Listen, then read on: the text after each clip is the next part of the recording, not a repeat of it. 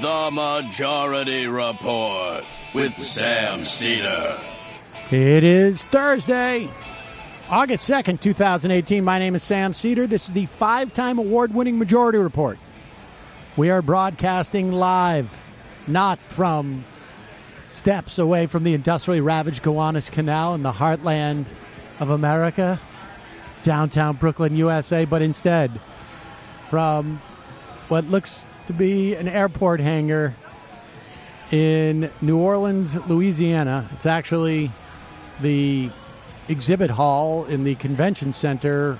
I didn't catch the name of this convention center in New Orleans for Netroots Nation 2018.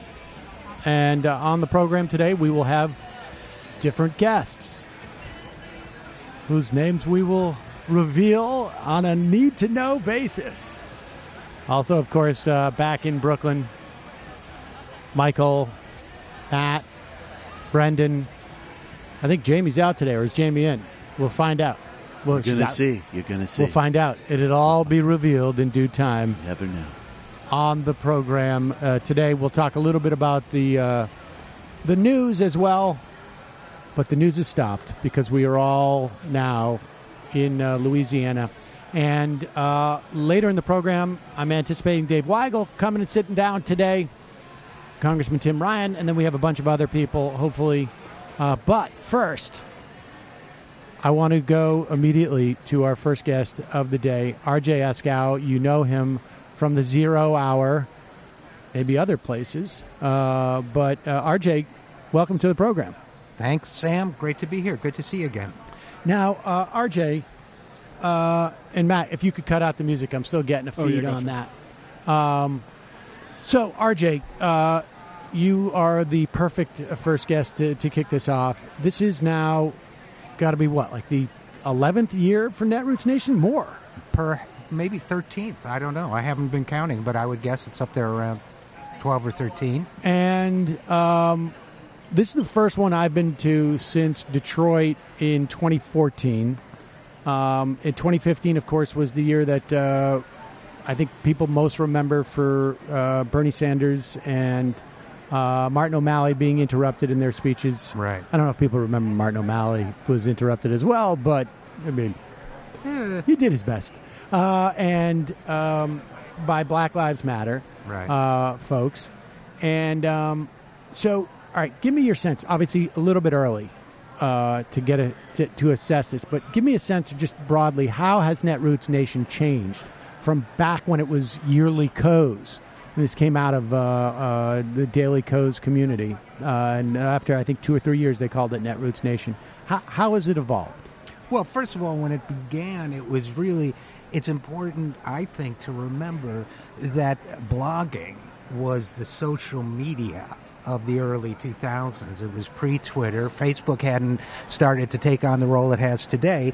So blogging was where all the progressive activity was taking place. People were putting up blogs of their own or going on the Daily Kos website and creating an account there. So you had a sense of this online community that really there hadn't been such a thing before, an online community that was progressive, and it had never met in real physical space. So the idea came up to take these people and offer a place where they could come together. I'm thinking the first one was in Las Vegas, but I can't remember. It was. The feeling was extraordinary because, first of all, so many people, thousands of people showed up, which amazed all of us.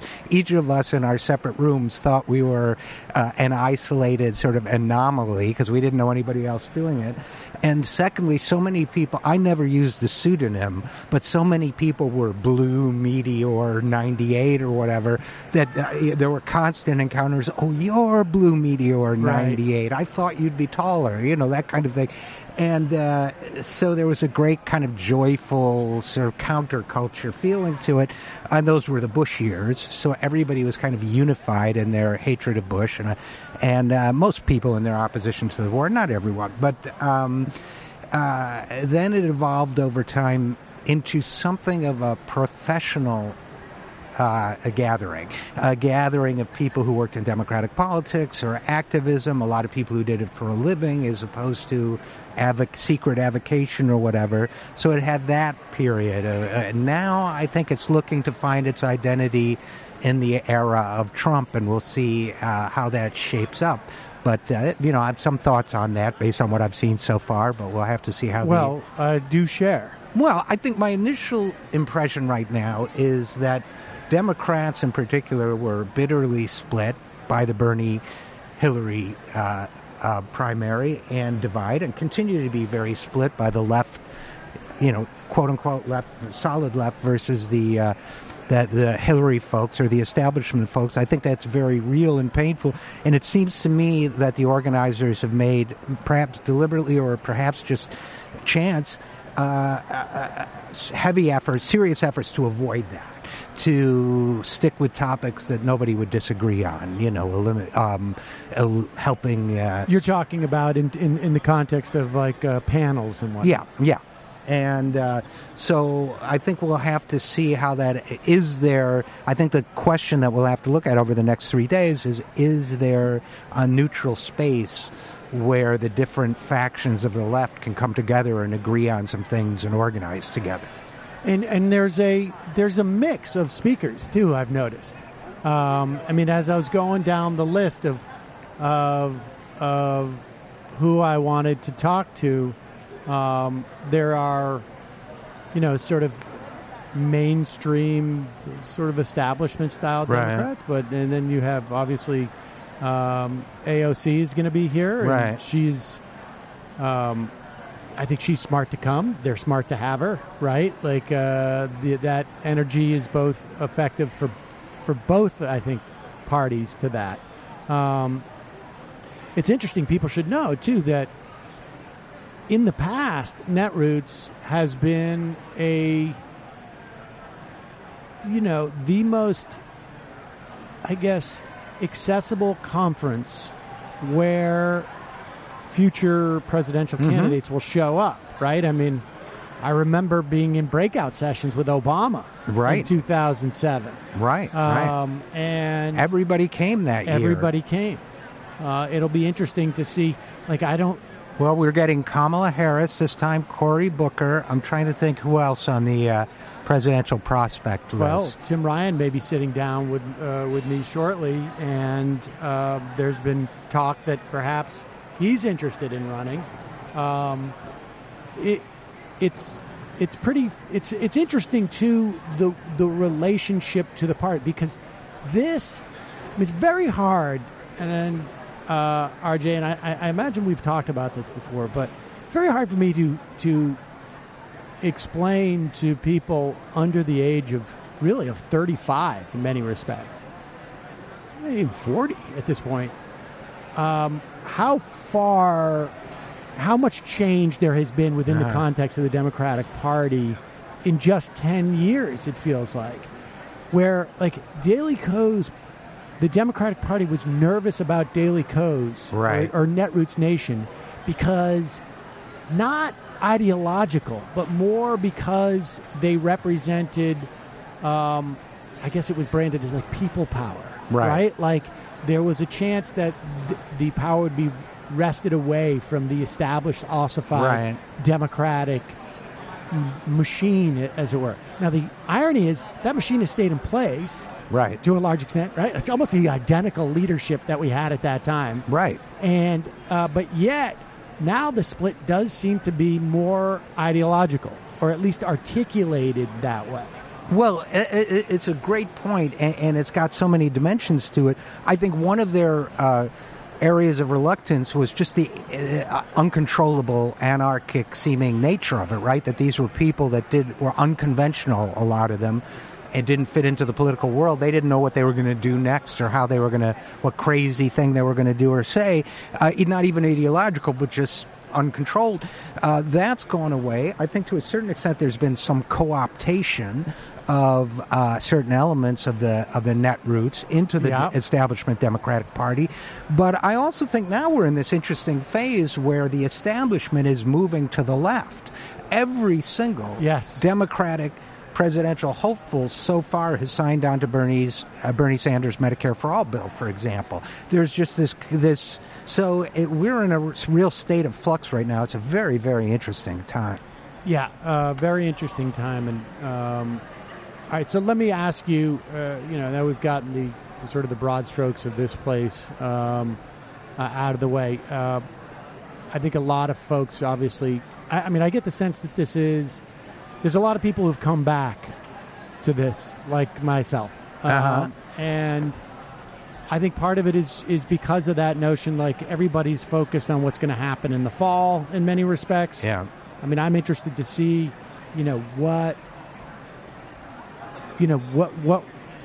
just exactly what's happening with the kids, essentially. Not to say that most of the people here are not necessarily, I think there's a lot of young people here, but I'm just curious as what's going on within these organizations. And but give me a sense of what you think, when you look towards the fall, give me the different scenarios that you think are going to play out with the... For the election? Yeah. Well... First of all, I hope the Democrats win. Certainly we couldn't hope more.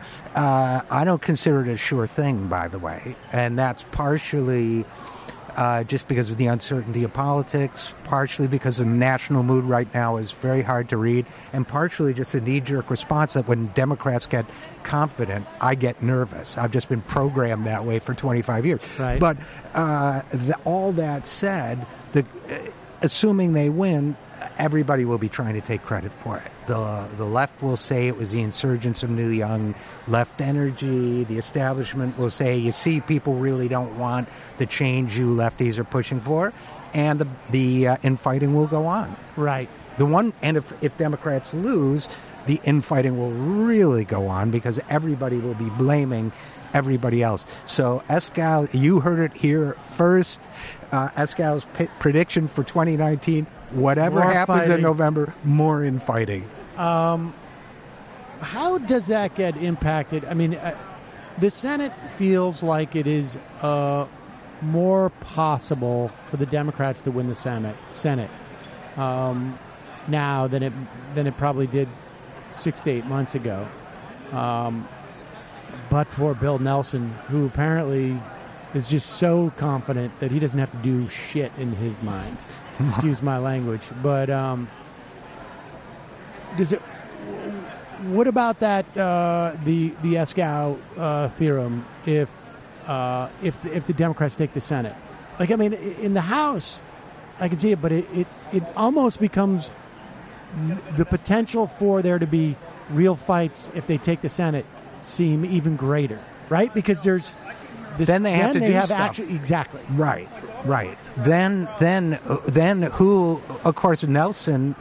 For that to happen, Nelson has to get elected, and he's always a trustworthy blocker of progressive amendments. So, as long as Nelson's in the Senate and it's close, you can be sure. Maybe I'm holding a grudge a little bit here over the Affordable Care Act, but right. Not my favorite guy. And that was the time that I wish we had the President Obama, who would have said, "Nice little Senate seat you got there, Nelson. Hate to see something happen to it," but that wasn't the way he was going to handle it. So, here we are. Well, what else have you been tracking on the 0 hour when you guys, I find that I will get into, I don't want to say ruts, but I become a little bit obsessed by certain topics. You have one of those? Like what? The number of cases shows I did on Friedrichs and Janice. Probably more than programmatically called for. There are, that's well, good. stuff like stock buybacks, and I think get a lot of attention. I think that stuff's great. I have focused a lot on the Israel-Palestine situation because, I'm stupid and lose listeners all the time by bringing up controversial stuff. And I focus a lot on the economic issues. If you have focused a lot on the left insurgents in the Democratic Party. I think that is an extremely interesting development. Obviously, it's close to my work on the Sanders campaign, so I focus on that a lot too. Well, let me ask you two questions. One, do you think Bernie's going to run? I have no inside information on it. I really don't. But my gut is that he will, unless something happens. Or he's sure acting to me like the Bernie who's going to run. Right. Yeah. He's definitely setting up for it. Yeah. Let's talk about Israel and Palestine. I noticed there is a booth here. Right. I saw that too. Palestinian rights. Yeah. I just took a quick run through, but it caught my eye, which is not something I had seen here before. Maybe. Right. Maybe it had been in the past couple of years, but it certainly wasn't here 5 years ago.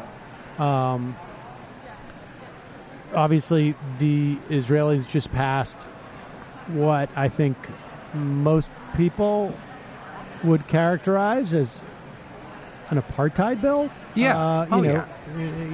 Establishing in essentially the Israeli constitution, I guess. A notion of Jewish supremacy in the context of Israel, which is more radical, I think, than most people would presume, because there's, Israel is identified as a Jewish state, but it's in the past, but there was ostensibly also democracy, and this is basically saying not really democracy anymore. Give me your take on both what the Israelis are up to, but also what do you think the timeline is for the Democratic Party? Because I feel like it's inevitable. The Democratic Party at one point is going to say, we're done. Right. Our coalition is such that we no longer, and right now it feels like it's literally like an iron wall. No one will break ranks. The biggest, crack we saw was when Netanyahu came and spoke to the Congress, and there were some senators who said, I'm not going, and some congressmen who said, I'm not going. But beyond that, like even Bernie... Yeah, he pushed the envelope a little bit, but not much. In terms of Democratic politicians, the status quo now seems to be, I support a two-state solution. Where on the ground in Israel and Palestine, Israel seems to have moved the situation past the possibility of a two-state solution. Right. So it's really... I noticed the Palestinian booth, too. I think the politics on this issue are changing tremendously. I think they're changing generationally. And, it may take 10, 20 years, but I think there's going to be a time when not only this new bill, which kind of makes overt what had been de facto up to now, but the shooting of the unarmed protesters ongoing. It's fascinating to me because in my mind, Israel is acting self-destructively because it can't survive without American support, and it is doing everything it can to ensure that support goes away. I totally agree about this. And my arguments have been, and I don't know how you grew up or you were raised or what your relationship was to Israel at all, but I grew up going to Hebrew school. I did too. And half of Hebrew school was the Holocaust. The other half was Israel. That was basically it. And maybe it was 45, and then you get 10% of holidays. Then, so this is the first 14, 15 years of my life. And the story of Israel that we were taught was one of a complete underdog and a last refuge for Jews. And think about this, because I was raised with that too, and then I was sent to live with Southern Baptist relatives, but that's a whole other story. So think about this. The movie that came out when I was a really little kid was Exodus. Yes, with Paul Newman. And the theme song of Exodus began, "This land is mine, God gave this land to me." That was the ideology we were brought up with. Yeah. And we were also told that the slogan that I heard growing up in Hebrew school was, "A land without a people."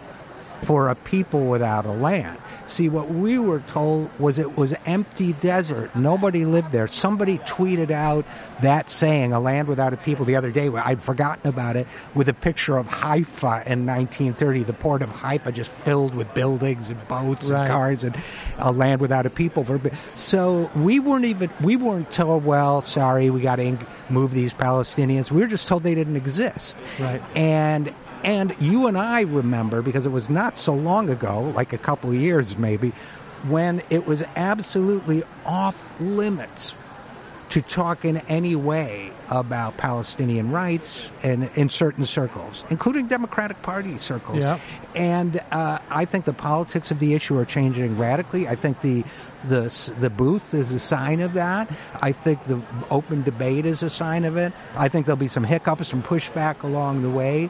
But, I had a Jewish friend of mine, older Jewish friend of mine, say, why did you have that guy on talking about Israel? Don't you think Israel has a side of the story? Maybe you don't at all. And I say, you know what? I think you're hearing the story. He's a reporter. He's not an advocate. Right. Very hard to argue that we do not hear Israel's side of the story in the United States of America. Right. Very hard. Yeah. And it's also very hard to defend the shooting of unarmed protesters or a bill that says some citizens. They had kites. They had kites that were on fire. Yeah. Well.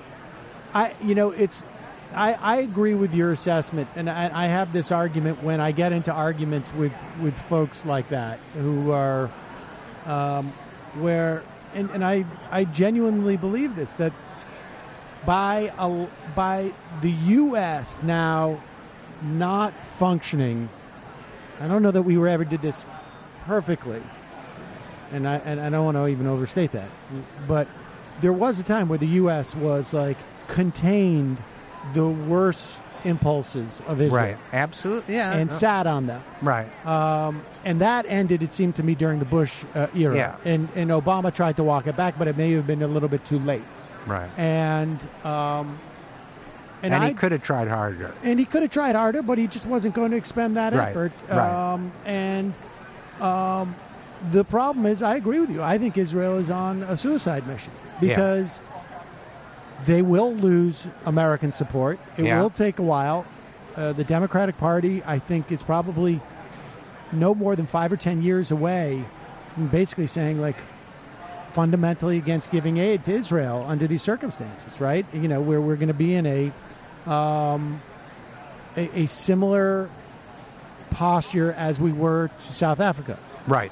And maybe even more aggressive at that point, because the Israelis, in some ways, are digging in a way that even the white South Africa hadn't. And Israel is going to find itself increasingly isolated. Oh, I think there's no question. And the problem is, I think that they're going to respond to that isolation in an extremely stubborn way. I am. Yeah. There's a lot of former Soviet Union citizens there. Citizens of the Soviet Union. I think that their perspective of government, and they just were raised in a certain culture that I think is sort of makes things in transit, and so it's. I think there's a real danger of Israel basically committing a sort of a national suicide. I think it's a downward spiral. I think you're exactly right. I think that they will dig in more and more and view anybody who challenges them as enemies. Now we're seeing this assault on free speech where they're trying, in this country, Israel supporters are trying, and by that I also mean Likud supporters of the extremist far-right policies of Netanyahu and so on, are trying to make it illegal to suggest a boycott. Actually outlaw speech, suggesting that maybe we shouldn't buy products from the West Bank or whatever. The settlers in the West Bank are extremely violently inclined and are not checked by the Israeli government.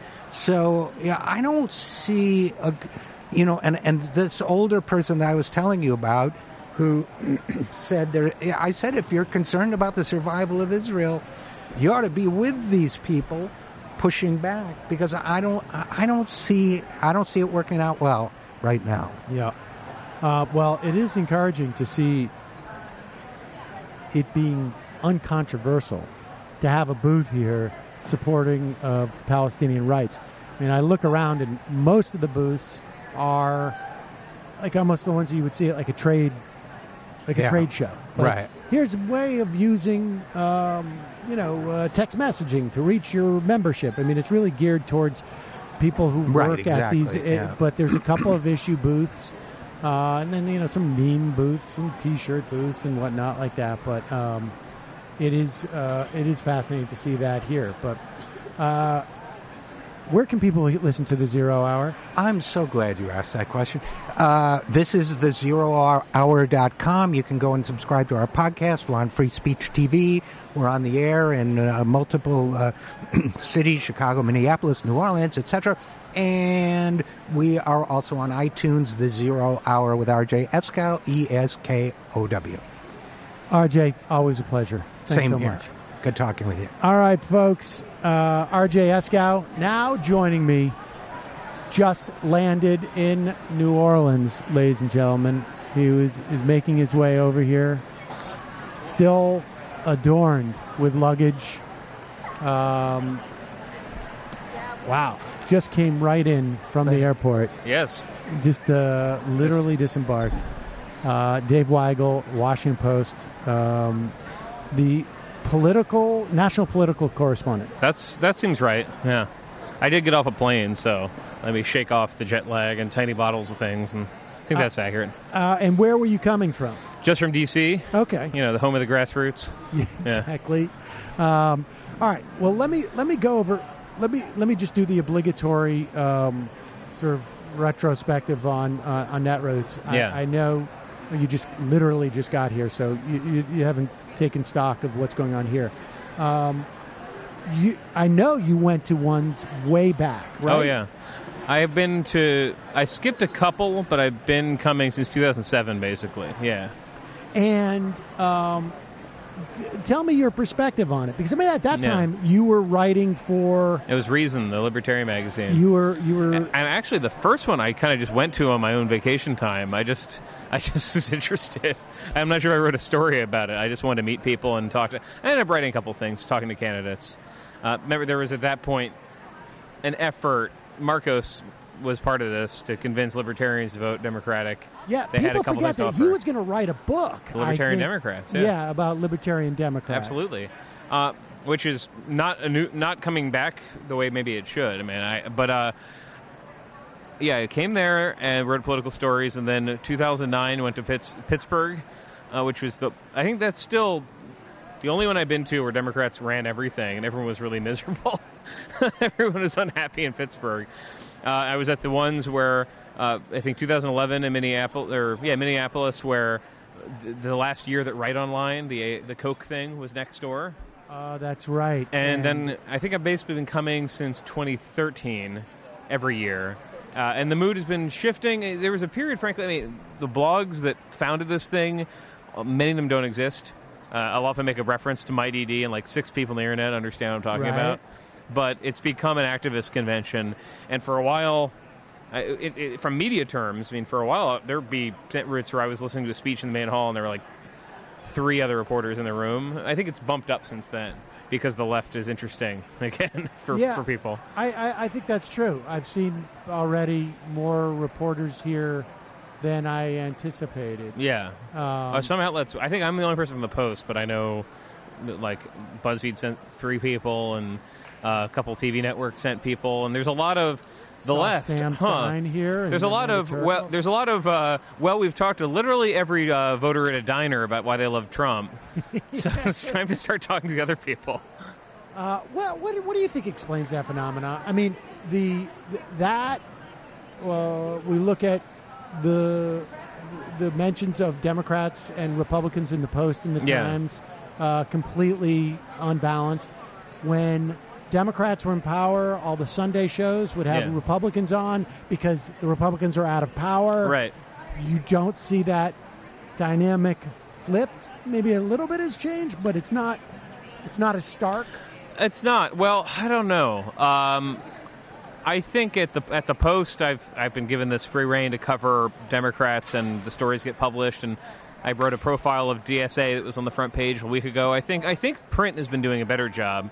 But you're right. There is the part of it I think is fighting the last war, which is a lot of media outlets I think incorrectly thought they didn't cover Trump country enough. There was a ton of coverage of Trump voters. There's like a ton. Because the story was, why are people interested in this? It's a mystery to us. It's still, when reporters go listen to him talk for an hour and invoke all his enemies and whether Kardashians are mean to him, there's still a question of why this is so popular. Part of it, I think, is just just a little bit of roteness of saying, well, Democrats are in disarray. Are they falling apart? How are they going to blow it? And there hasn't been a lot of fresh thinking on how to cover that. It probably changed in the last month. I mean, I was in Michigan last weekend with a couple campaigns, and I noticed the press corps covering Abdullah Syed, who's the Bernie Sanders endorsed candidate for governor, was like an early Iowa caucus level press corps. I'd say every event he did, there were about 20 reporters pointing reporters at him, and I should say he was with Alexandria Ocasio-Cortez. I think that race sort of nudged people into covering the left more seriously. But for 18 months, you're right. And the Sunday show thing is a constant source of frustration to me. Just I like voices. Whatever one thinks. I'm not saying all voices are equal. I think it's interesting to have maybe a socialist debating a nationalist and then some other people. Most of the Sunday shows, even beyond the guests, the panels are, well, here we have a conservative, an anti-Trump conservative, an expert on conservative economics, and a straight mainstream media reporter, so there is like a denuding of the left's voice in a lot of media, which I don't like, just because I want to hear what people are saying. Let's talk about your story on the DSA. Yeah. Give us a sense of my sense is that you're one of the few reporters who sort of saw some of this bubbling up a little bit. I mean, I know that you, on some level, enjoyed the fact that you had the whole playing field to yourself. A little bit, for a while. Give me your sense of just how sort of, I guess, broad-based the DSA is becoming. I mean, beyond it seems to me it's having an outsized influence for its like specific membership. Yeah, well, I think it's because the word socialist is so bracing to people and so new. It's not shocking anymore. To be a campus conservative is actually pretty ordinary. There's a lot of that. We've covered them. I think I just read my umpteenth profile of Charlie Kirk on the plane here, the guy who runs Turnpike USA. The idea that people want to identify as socialists is still fairly fresh.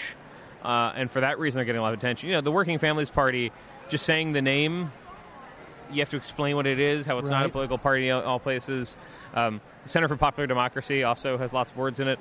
Democratic Socialist America, you're starting with grabbing somebody's collar and saying, hey, like, we're different, we don't care what you think, and we're radical. And we have they're not everybody who has a bold message you want to stop in the street and talk to. If like Hare Krishnas are like, hey, we want to talk to you about our cult, please join. Maybe not. But if somebody says, I'm a socialist, you can either hyperventilate about Venezuela or talk to them. I think they're just more interested in what they stand for. The point of that story was I thought there had been a lot of that surface, who are these guys stories, not a lot of detail about how they actually operated, which is very transparent. If you're a reporter, I've never... Once I was at the DSA convention in Chicago, and they took a vote on whether to let me stay in a room because one person in the room didn't like the Washington Post op-eds about Edward Snowden, and Chelsea Manning, I think, both of them. And it was like a 8-1 let Dave stay vote, which no chance, which would have been cool if there were a chance of let Dave stay, but it was just like a show of hands. Everything else, you show up, you can ask, and they're excited to explain what they stand for. And to me, it is as a reporter, similar to covering the early Tea Party. There was a big AstroTurf side of that, the biggest side of that. There were honestly also retirees who worried that Obamacare meant they'd be killed by government doctors. And they'd invite you into the room and say, okay, we're having a meeting of 30 people. Here's what we're talking about. Here's the books we're reading. Here's our ideology. It's interesting. Let's do the same thing with the left. But that's why the DSA, the numbers are impressive. You can count the surge. from, I think, 6,000 people to 45,000 in 2 years. And then the branding is so unexpected that it's is it just a function of youth? I mean, so DSA was started by Harrington, right? Right, and 82. Joanne Mort, I think, was also involved in that. I mean, and rather low key over the past 30 years. Yeah, it had a heyday in the 80s. Harrington died. Ron Dellums left Congress. Greg Meeks was a DSA member, left Congress. But it wasn't. It was kind of a yet another lapel on your TGI Fridays vest. I'm a DSA member. As an organizing force, it was not that potent. I for the story, kind of got cut out, but I just did, the web archive search and looked at 2 years ago how many DSA chapters there were around the country. It was every big city and a couple of college towns had a DSA chapter. Nothing you wouldn't expect. So the newness of them forming, I think there are 5 in Iowa, there's 7 or 8 in Texas. The newness of any area where there's young people at all and they have not experienced economic opportunity and they've been screwed over on, which is, I think, all people under 30, you're finding it everywhere. And I think it's continued to drop. When I wrote my first DSA story from their convention in 2017, the average age had dropped by like 30 years to the early 30s. And I think it's still around there. The average DSA member, basically like grad student age now, where they used to be senior citizens. And what's fascinating is you compare, if I was to look at the youth and look at the right, and you look at the Turning Points thing that they just did with the high school students, right? Where they brought in Seb Gorka, they brought the whole sort of like super friends on the right. Yeah. They're all there paid. Oh, right? absolutely. Seb Gorka's not going there. He's getting paid money. Kirk is getting paid money. Kirk has a ton of money that is available for a budget. It gets really stark at that level, right? Like these DSA groups, there's no big funders behind this. There's no. You add up all of the dues that they get, and it's probably close to $1.8 million for an organization of 45,000 people with active chapters. And I think Turning Point USA has maybe twice as many members and more than $10 million. And it's all top down. And frankly, conservative organizations like the Trump campaign, like the RNC right now, also have a revenue stream of let's send direct mail to seniors and get them scared and have them give them a $100 check, which DSA doesn't have. What I think there is camaraderie, in I guess the literal sense of people being comrades. People in DSA like to hang out with each other. There are some chapters that have had a little bit of interscene squabble and fights like you're going to have if a group gets more than 2 people big. A lot of the DSA meetings I've gone to have just been, oh yeah, we're going to this bar. Come to the bar. We're going to hang out. What would you normally do? We normally go to the bar. Really? Come to this barbecue. We always have that. You look at Metro DSA, obviously was the most visible in DC.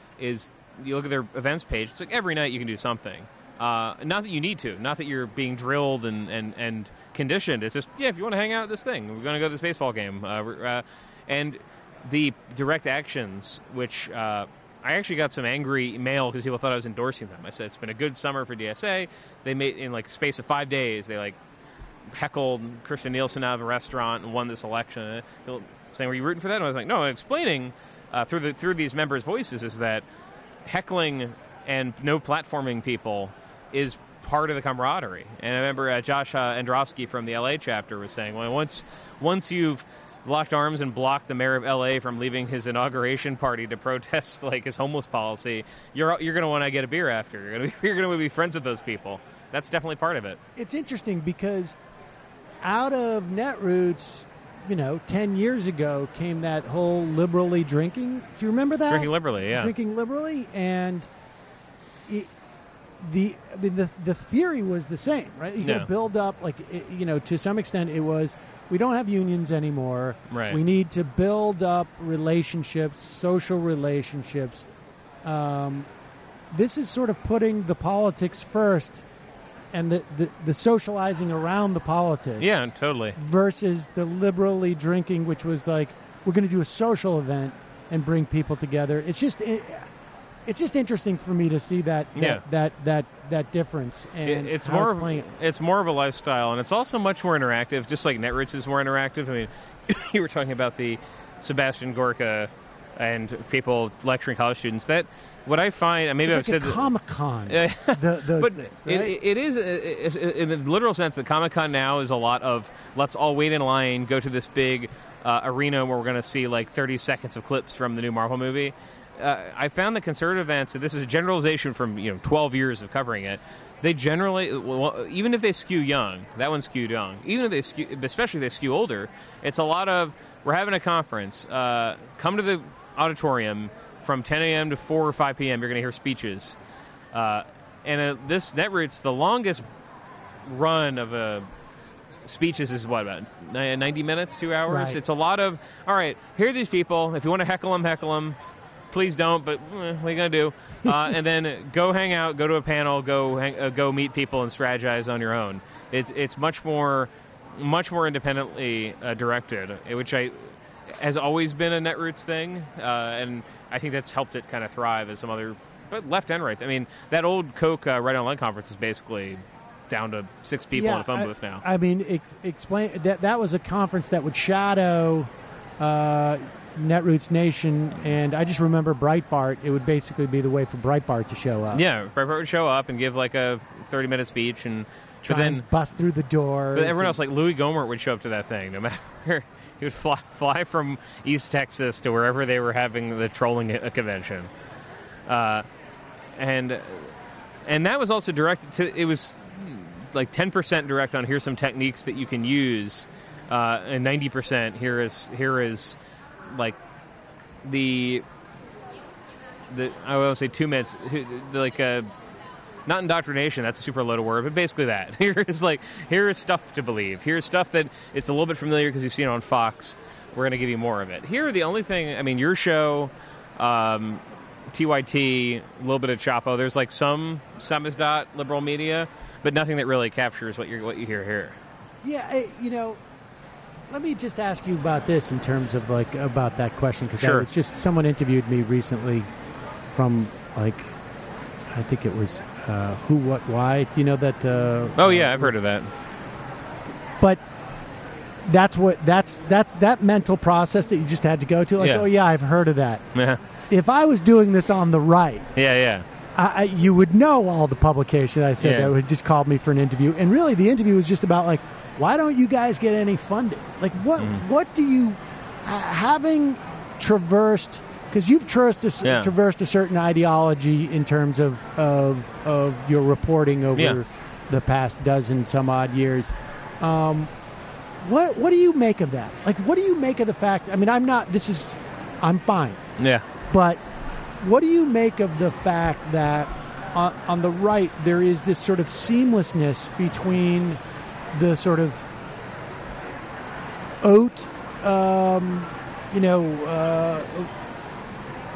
spreading of ideology and low spreading of ideology? And I don't want to consider myself to be low, but this, doing this is not considered as important as being in a think tank. Fine. Sure. But the nation, the American Prospect, in these times, Mother Jones, they'll write about Ben Shapiro in moments. They will never write about the folks that sit here. Well, that's interesting. I think it's a function of the people in the press generally are worried about sounding too liberal, looking like they're just uplifting a liberal or two. I'm actually surprised. I mean, the nation? Yeah. But even that, if it's looking like you're kind of being PR for somebody, I feel like there's more worry about that than there is on the right in just the media side. I'm actually surprised this year that, there's a account like Stacey Abrams I've literally not read. Stacey Abrams and Better at Work have gotten the best press of, I think, close third would be Abdul al-Sayed, who still is down in the polls, not the favorite to win that governor's race. There's still just profiles of, check out this exciting person who's changing everything. I'm surprised the right's not doing more of that. But I think it's a little bit of overcorrection because you're worried of just looking like you're a homer who wants your side to succeed. I mean, Chapo and I guess we see it with Pod Save America, too, on some level. Chapo got more press as a left outlet. And I'm talking like 4 articles, maybe. Yeah. But that was far more than I had ever seen for... and I guess maybe in its time, Air America had a lot of press. There's usually, will they fail? Oh, they're failing. That kind of. You were there. Right. It was all. Well, that was actually the story. It was will like they fail? They're failing. Yeah. To be fair, that was. I'm not blaming you to say. I'm just saying the coverage was. This seems like it'll be hard. Let's see. Let's watch this guy walk a tightrope and see.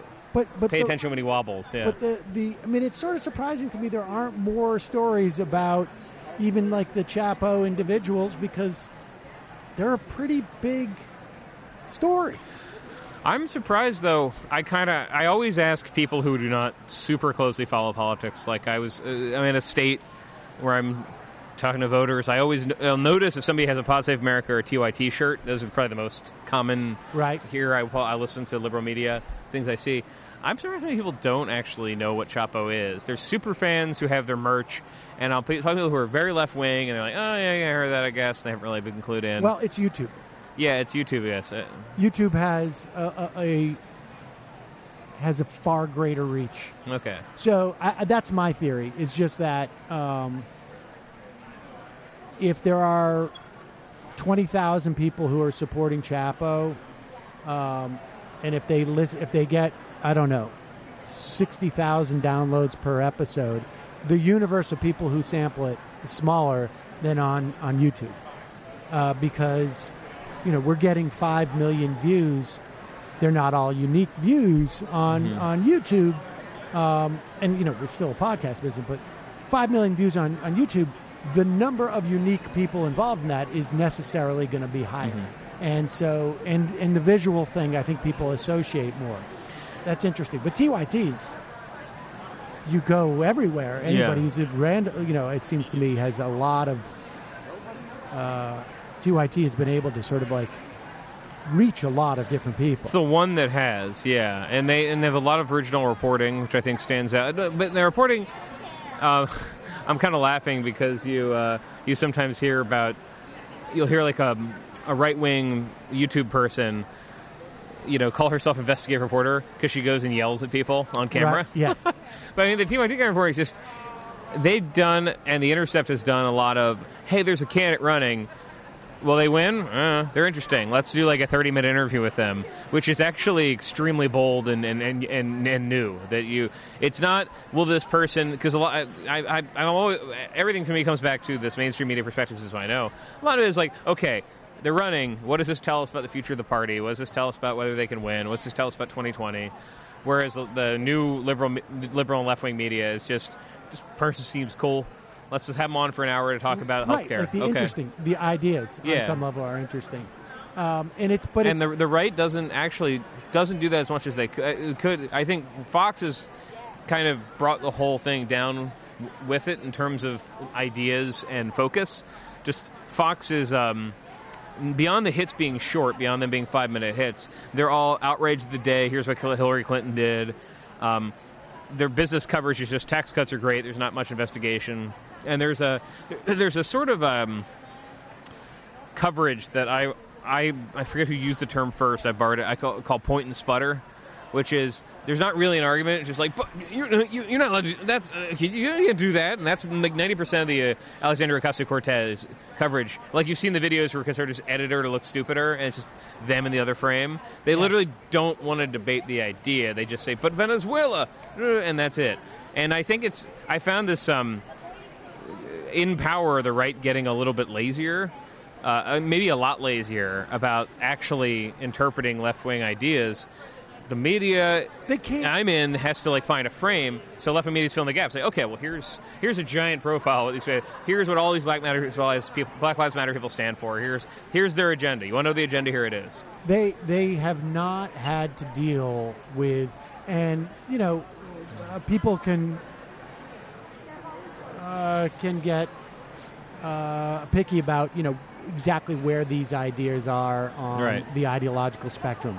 Is Bernie Sanders These are not radical ideas. Yeah, exactly. Yeah. I mean, he is in many respects, raising ideas that have been raised in the Democratic Party for over the past decades. Nevertheless, it's definitely a set of ideas that the right has not had to contend with for the 30 years that they've been building on, and without, and they don't seem to be equipped to do it, right? Like, no, it just and as someone who covers elections very closely, I noticed this in like election rhetoric. Trump was had Trump run on like the Paul Ryan economic agenda, he would have lost. Like, Michigan would not have voted for Trump, even with it was 47.5% in the three forecasts. He had, the 10,000 votes, so forth and so on. Right. Jill Stein, yada yada. He wouldn't have got that close had he said, "Here's what we're going to do. We're going to take away pre-existing condition protections, and we're going to block grant Medicaid." Nope. What he said was, "I'm going to protect your Medicaid, Social Security," and it wasn't that radical because a lot of Republicans campaigns I see when they're in like a hole actually go to that well, and they won't attack the whole. There is no constituency for, if elected, I'm going to be bold and cut Social Security. It's been really 8 years of attacking Democrats because if they voted for the ACA, they voted to shrink long-term Medicare spending. Right.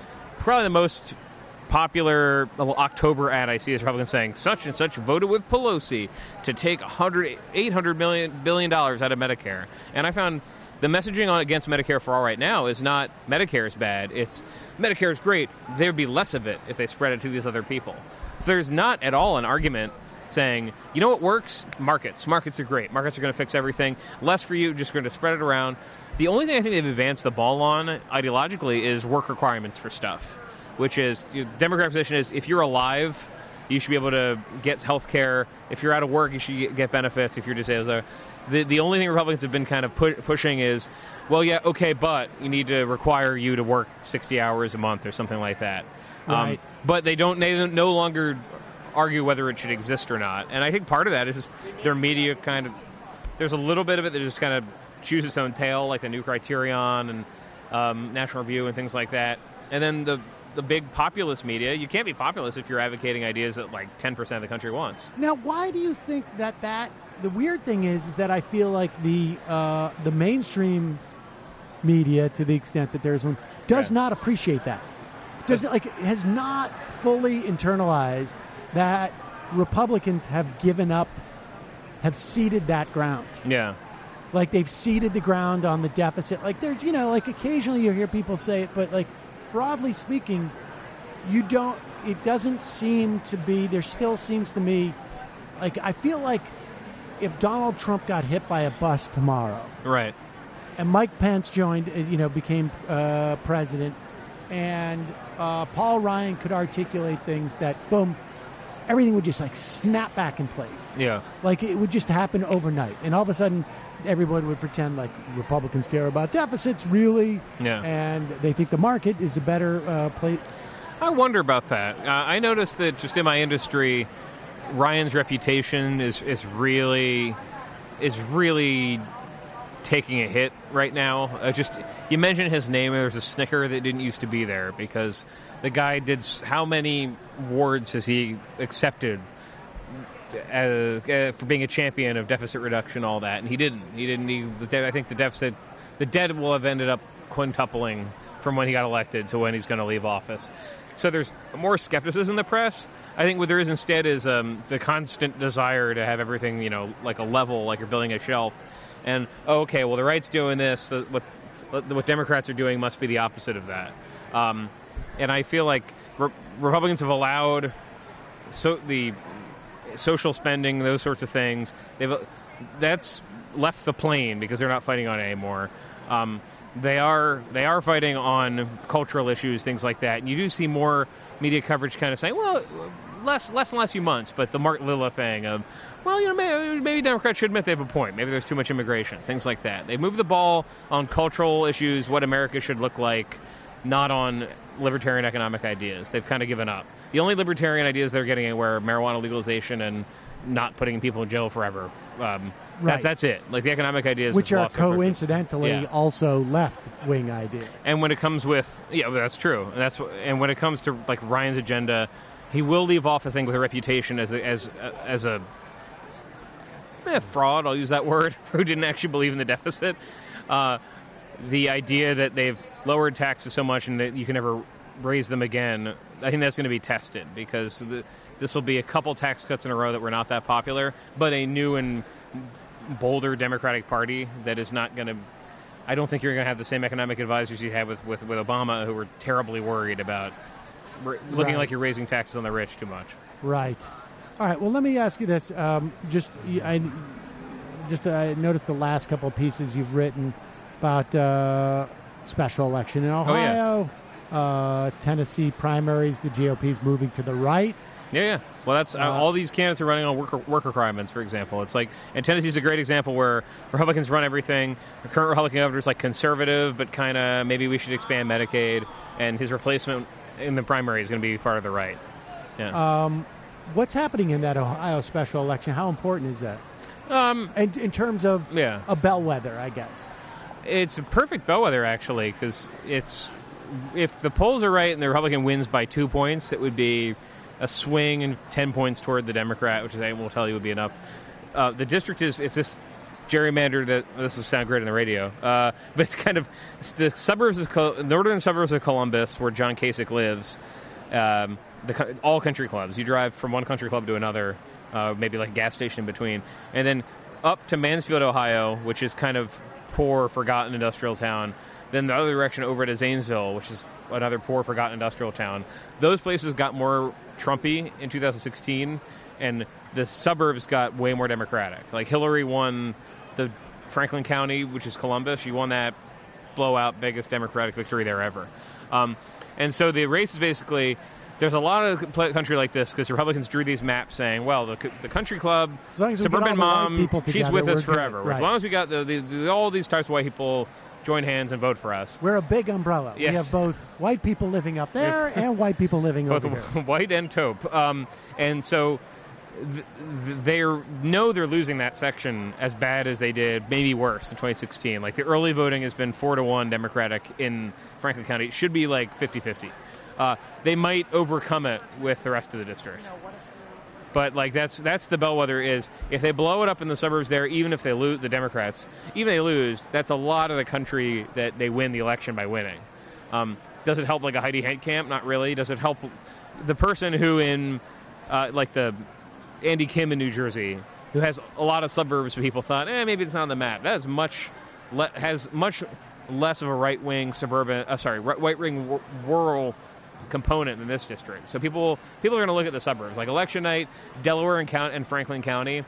If Delaware goes Democratic, Democrats win. If it's like a minor loss, like a 5-point loss, that'll be continuing on what happened every special election this year. That'll indicate, okay, the people who didn't love Trump but stayed home or didn't vote for Hillary, they're winnable for Democrats. And there's evidence of this. I think Axios Morning Consult had the polling. There's a type of voter called the Never Hillary Independent, where they did not love Trump. They're the person who got quoted all over the place 16, like, both choices suck. I wish there was a third party, yada, yada, yada. If they're voting Democratic, that really cracks the lock on like 40, 50 districts. Do the Democrats win them all? No, but that means all those guys are under pressure. And it feels like because of that, because of the gerrymandering and the presumption that we will never lose this demographic and that demographic, and they've lost that demographic. Yeah. That's why we could see such disparity in terms of how many seats picked up in the House as opposed to the Senate. Yeah, completely. Yeah, because it's a fluke of the map that it's, West Virginia, Montana, North Dakota, Missouri, Indiana are way more Republican in the country as a whole, way more rural in the country as a whole. And Democrats are competitive in all those places, but not doing as well as just the random congressman in the suburbs of like Jersey City. Like, those guys are blowing it up. And the difference is there are just rural voters who are still happy with Trump. This is why the trade war has been the only kind of new dice roll in this game this year, because that is the first thing that has told a rural voter who has maybe voted Republican for the last 5-6 elections that there's something wrong and they might not vote for Republican this year. Everything else is, the trends from 2016 seem to just be advancing, and Ohio 12 is a good example of that. What do you think about what Senate races should we be looking at as we get closer? I mean, I assume like we're entering, maybe we're a month or so out from polls that are starting to look at like who's actually going to vote, right, as opposed to who could vote. What should we be looking at this point, from your sense, in terms of the Senate? What races should we be looking at to get a sense if there's a possibility the Democrats could take the Senate? Oh, the first one would be Arizona and Nevada, because these are places that have been getting more Democratic, but there's not yet proof of Democrats voting off year. They had really bad 2010s, pretty bad 2014s. I mean, 2010 so bad in Arizona that like Raul Grijalva almost lost. Just Democrats did not vote. They had a special election in the Phoenix area that Democrats got way closer than they should have. So if that continues, and also if Democrats are in that state willing to vote for Kyrsten Sinema, who's gone out of her way to piss off leftists on a lot of issues, right, that'll say there's this is an important factor. Because I think some of the most effective Republican work is convincing liberals to stay home. Some of the best like psyops on Twitter on Facebook that the Trump campaign used was like, hey, black voters, here's Hillary saying super predators. Here's it again. Here's it in your feed. Just think about maybe staying home. If those voters aren't staying home in Phoenix and Tucson, that's really good for Democrats. Indiana and Missouri are interesting because there's not really a reason why they should be moving more Democratic. They used to be, 20 years ago, they were competitive. They weren't competitive in 2016. If Democrats are voting there, it's going to be telling. And of those, Missouri had another race, Kansas City suburbs, 2 months ago. State Senate seat opened up, and Democrats won it by 16 points when they'd been losing it by 20. Wow. If that happens, what honest Republicans will tell you, Wisconsin is kind of fun too because it's fallen off the map for a lot of people. That was supposed to be a competitive race. But every election that happens in Wisconsin this cycle, Democrats are turning, every single Democrat comes out to vote. Republicans kind of stay home, and swing voters are going for the Democrat. People thought for a while Scott Walker was kind of bluffing when he'd say there's a blue wave coming, we have to watch out. It was like, okay, that's a great way. It's like those emails you get before the fundraising quarter. Like, Sam, I'm worried. Sam, I'm going to die. I need $100. No, he's legit worried because they built a machine that works in midterms, and it works if there's a Democrat like Hillary Clinton who people don't want to vote for. No offense, you know what I mean. It is not working right now, especially because Wisconsin, you're likely going to have an African-American candidate for lieutenant governor, Mandela Barnes from Milwaukee. They're going to be watching that because Milwaukee going to sleep on 16 was enormous. If Milwaukee's turning out again, you just have a lot of cross currents. I haven't mentioned anything great for Republicans. I would still look at some rural elections. Look at North Dakota because there's nothing Heidi Heitkamp could do wrong. Nothing else that she could do. I would say she has taken every position that is popular in the state, and she's like in a dogfight, probably down in the polls right now. So that might be a sense of our future, where rural voters don't want to vote for Democrats just because they're in the tribe now. What about Florida? I keep hearing stories about Bill Nelson screwing this up royally, being lazy about not going to Puerto Rico, not having any mechanism to register any new Puerto Rican votes. It's the last part that actually matters. So he's been pretty good on the Puerto Rico issue, and the mayor of San Juan's endorsing his campaign in Puerto Rican communities. It's more, they had a long ramp up to create. So the Florida Democratic Party has not been good for like 20 years. It's good when Obama's a candidate and organizing people. It's bad in part from that. They had a party chair who resigned in a kind of Me Too scandal. They had an executive director who also quit because she wasn't good at it. So you had a party that was not knocking it together, and you've had kind of Latino Victory Fund, a lot of third-party groups coming into the state to say, all right, you screwed it up. We've only got like $1 million. We're going to use it all to register black and Latino voters. And so you kind of watch the registration patterns there to see if they woke up. When it comes to the horse race between Nelson and Scott, like they'll end up probably being, Scott will probably outspend him on the air by a lot. Democrats have reserved, the last I heard, the Senate majority PAC is reserving like most of its buys, maybe $20 million for Florida, because they're like, well, this is the reality we live in. Rick Scott has infinite money. If we cannot abandon Bill Nelson.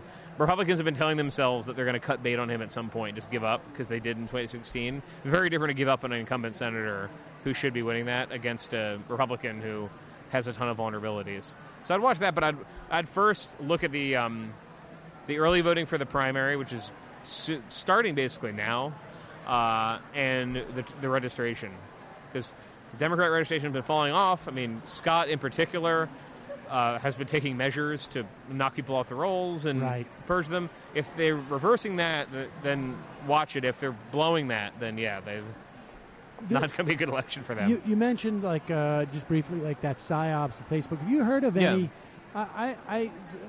I've heard of a rumor that there was some experiment done during the Doug Jones race in Alabama. You heard anything Which about side? That the Democrats tried to do that with Moore.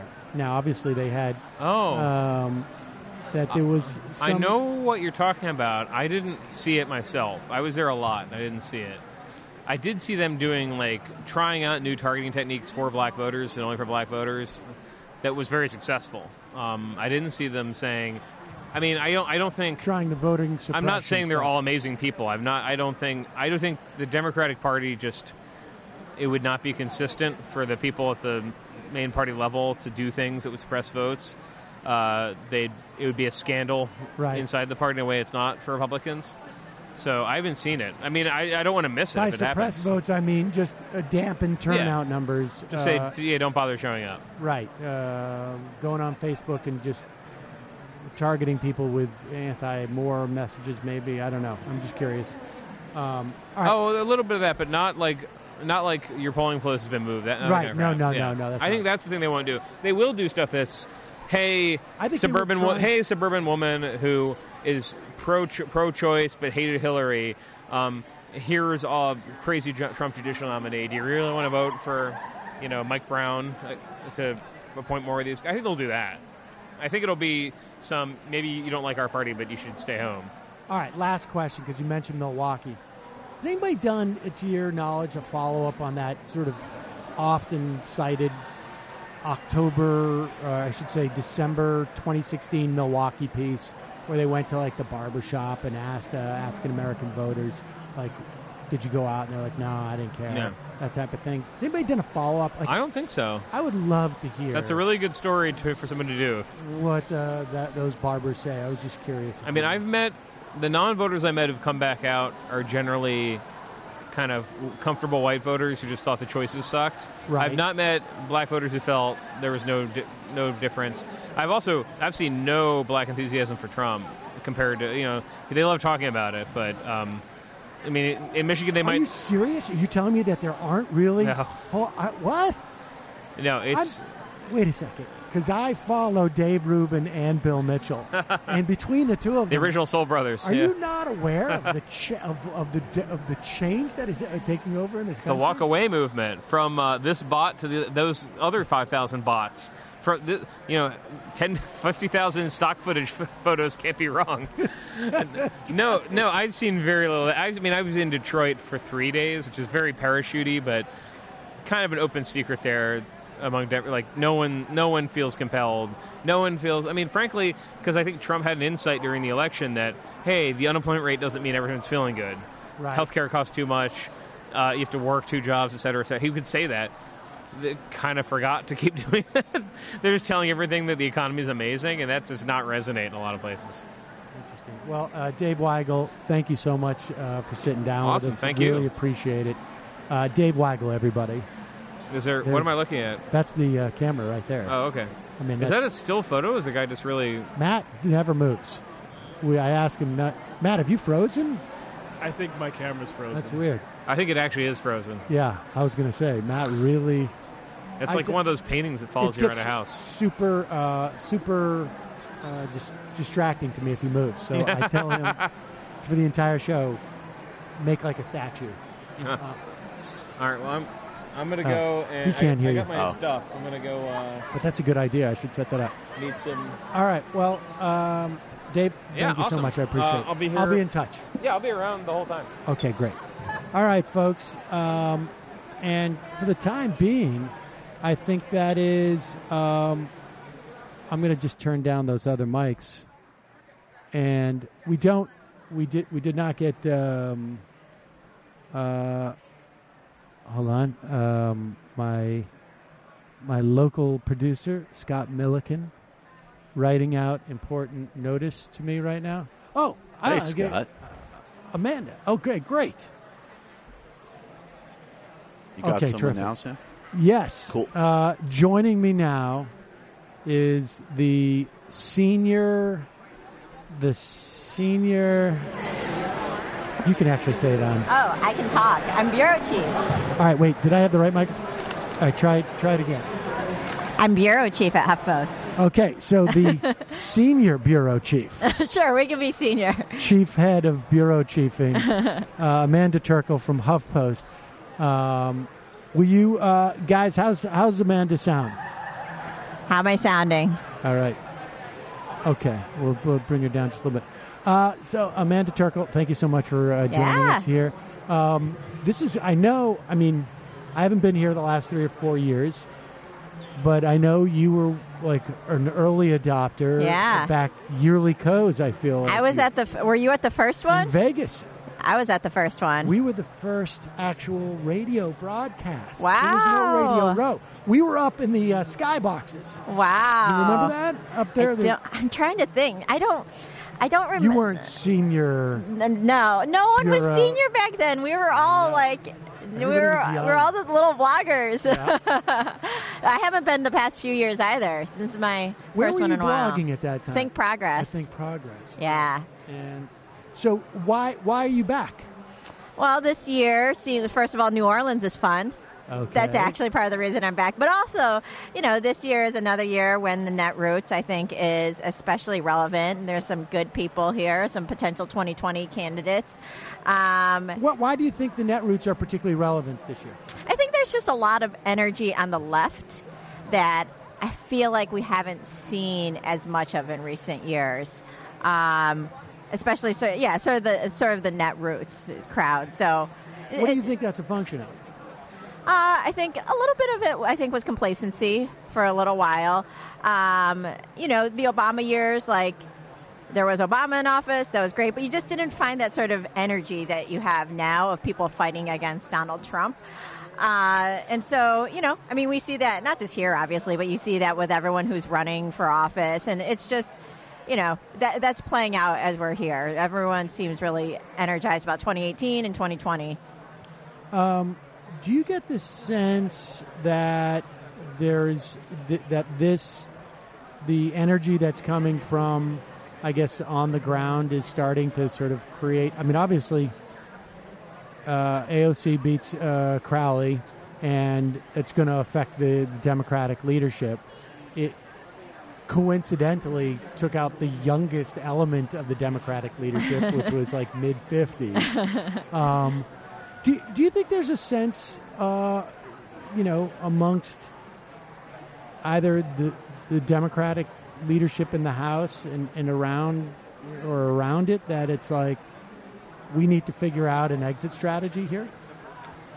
A little bit. I don't think that's pushing Nancy Pelosi out or anything like that. I don't think she wants to go. And she. Let me ask this question too. Sure. Let me repeat it so that Sam can join us now. Sam Stein of the Daily Beast. Amanda was just answering the question: if the Democratic leadership has a sense of the energy that's coming from below. And the desire for some new leadership, if that's happening. That's how you take What did that. Amanda say? I only got a few words in, so you can answer. I don't want to step on your answer. Well, wait, no, Amanda, we'll continue to. Oh, okay. Yeah, continue your thought so I could just piggyback off it.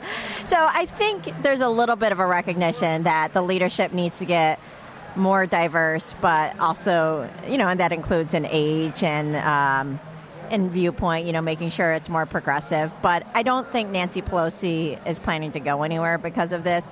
She really bristles at the notion that she's too old or she's too out of touch. And so I think she's going to be sticking around on as long as she wants on her timeline. How is it possible, Sam, that Nancy Pelosi says we're going to pursue PAYGO, and she doesn't realize that she's out of touch. Well, first of all, let me just say that was a brilliant answer that Amanda. Are you going to disagree with me? No, I agree. I actually don't think the issue is really an age issue, right? I think the issue is an attitudinal one. So, like, you could have a 90-year-old in there, and if they were like, you know what, let's, fight like hell on Kavanaugh. Let's abandon PAYGO and just, play by the Republican rules when it comes to deficit reduction. Let's, bring Congress to a halt unless they do X, Y, and Z. Then people wouldn't care what age they were. It's funny. I saw, like, a lot of yearning in the last couple of days for Harry Reid. Yeah. After over the way Schumer's handled the Kavanaugh stuff. And I'm like, well, that really says to me it has nothing to do with age. It's really about a willingness to actually be combative politically, because Harry Reid's no young chicken. So, I do think if Pelosi were to not latch onto PAYGO stuff, if she were to outline something that was a little bit more aggressive. That must be just like they're out of touch, right? I mean, I think they have. I think there is a bit of a belief in a political calculus that maybe isn't in line with current modern times. It's more like a traditional. We have to like win over the Republican suburban women vote, and to do that, you have to be really, reliable on deficit. And I just don't think that necessarily is the smart let me just restate play, that. but it is what they think. So in other words, Amanda, what Sam is expressing is that the Democrats believe for every blue-collar voter they lose in Pittsburgh, they're going to pick up 2 or 3 in the suburbs. I mean, that's Chuck Schumer's calculation in Pennsylvania, which didn't work out so well in 2016. But, like, what are you hearing the same thing about the longing for Harry Reid? Because I know I feel it. Absolutely. I mean, there was just a sense that, Harry Reid was a little bit more of a fighter. I mean, you just saw that sort of in the interactions with Mitch McConnell, say, Harry Reid like nothing more than taking jabs at Mitch McConnell and sort of going after him and in ways that you don't see Chuck Schumer doing it quite as much. I mean, it's interesting. We were writing about Nancy Pelosi recently and who might succeed her. But isn't it crazy that Nancy Pelosi, who's always portrayed as this like wild San Francisco liberal, is now considered sort of a moderate and where the party is? I mean, you come out and you say, at this moment, honestly, you say like we're gonna be the party of PAYGO. Really seems like she's living in a completely different universe. Yeah. Like, who is the constituency that's saying, like, wow, we've let Mike Bloomberg's on board now? Like, who is, like, honestly, like, who could possibly care about that? I also think it's, like, very frustrating for progressive voters because they played by these rules during the Obama era, assuming that Republicans were arguing in good faith with them. And then, of course, as soon as Republicans took over control of all branches, none of the arguments that they made for Obama mattered anymore. Who are the Democrats you're talking about? Because I feel like on the left of the party, people were like, what is Obama doing, right? They were disappointed he was not an ideologue. Yeah. The Democrats that you're talking about are the Nancy Pelosi's, and they still don't seem to get it. Yeah, and I think there's a stronger argument probably out there that it's easier to turn out, nascent voters, people who aren't always reliable, than it is to, like, finally convince those country club Republicans that, maybe this isn't my party. Because I think tribalism is exceptionally strong, and it's very... And someone who's voted for Republican candidates their entire life really do have to fall out of love in order to switch sides. Whereas someone who's never voted only needs to be inspired in a moment to hit the polls. So then the question becomes, well, why don't people like Pelosi see this? And when you talk to strategists, the answer is that it's complicated. That, maybe it makes more sense to bring out low propensity voters, but not all of those low propensity voters are in swing districts. That, if you're looking at sort of the suburbs of Atlanta or of Pittsburgh, that it isn't as easy as, calling for impeachment or saying we need to pass single payer and getting people out to the polls. That really, when it comes down to the margins, you do have to try to convince these folks. And I think they're looking at it that way, which is a little bit more complicated. Why can't why can't that candidate in the suburbs of Georgia, Amanda, say, I'm for PAYGO? Like, why does it have to be the leader of the party has to say this? I mean, because it seems like a lack of awareness of what the net value of her saying that is. I mean, or arguably she's giving these candidates room to bash her and maneuver and say, look at my independence. You know, I'm not going to back Nancy Pelosi. I don't agree with her. And it's an easy sort of harmless thing to do. I guess, but that's the thing. Like, I'm not saying that's what they're actually doing. I'm in the district and I'm looking at my candidate. My candidate's going like, I'm not with Nancy Pelosi on PAYGO. And well, I'm it's funny. Like, it's like, what do you think? And I'm going to reverse roles here, and I'm going to question you. Good, but like, if you had to distill the Democratic midterm message into one sentence, could you? I don't think so. I'm not entirely sure what it is. I would say it's not PAYGO. I know you're harping on that. I mean, I would say stop Trump. Is it though? I mean, what is?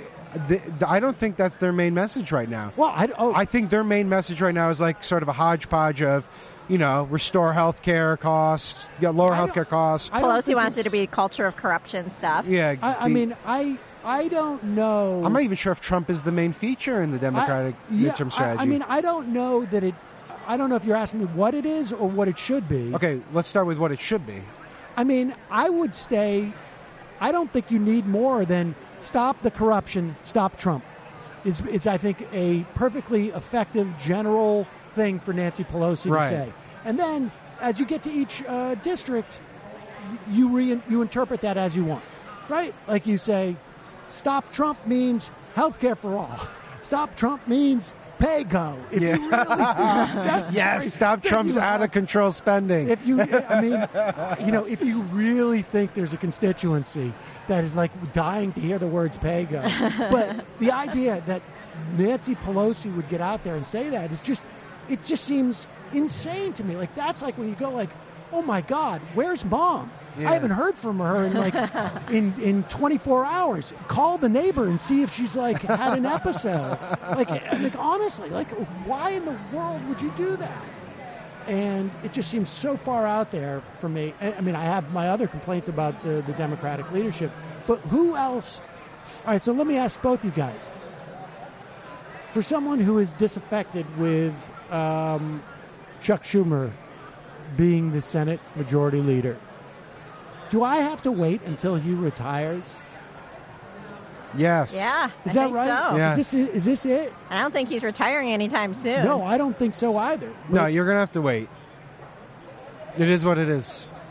Is there no way that the Democrats will say, like, hey, this guy's just not... I mean, I don't think... Never mind the fighting thing. Like, as big dissatisfaction with him within the caucus, like within the actual Senate Democratic caucus amongst the senators. I will also say this. I mean, maybe I'm misremembering. You probably can remember this, both of you, better than I can. But I vaguely remember, like, back in 07-ish, 06, 07, people were not totally happy with Harry Reid and the way he was managing things. Absolutely. On the FISA debate, on Iraq war. They wanted him to defund the war. He didn't do it. And there was like this whole sort of subculture of discontent where it was like, we need to like put someone new in there, like a Russ Feingold type. And the truth is that when Reid got his chance to run the show with a Democratic president, even then there was some dissatisfaction. They wanted him to, you know, do more on healthcare, get more aggressive with Joe Lieberman. They were really upset with the fact that he took forever to change rules on judicial filibusters. But in retrospect, I think the progressive opinion of Reid is pretty good. Do you disagree with that? I think I absolutely agree that there was what you were talking about. Yeah.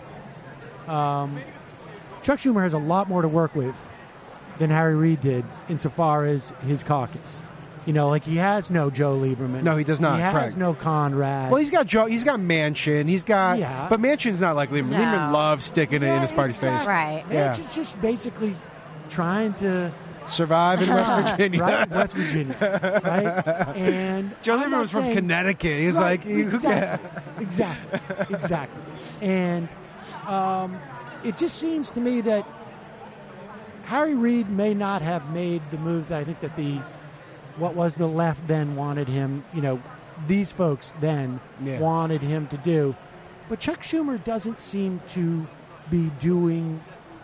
He doesn't seem to be even executing. It's not ideological as much as it is like he's not executing anything. I mean, I think it's attitudinal. No, I think it's attitudinal because I do think legitimately there's very few tools at his disposal in the Kavanaugh debate. Right. The filibuster's gone. So it now becomes a question of how much do you publicly posture your aggressive opposition? And the fact is he hasn't gotten all of his caucus to come out against Kavanaugh.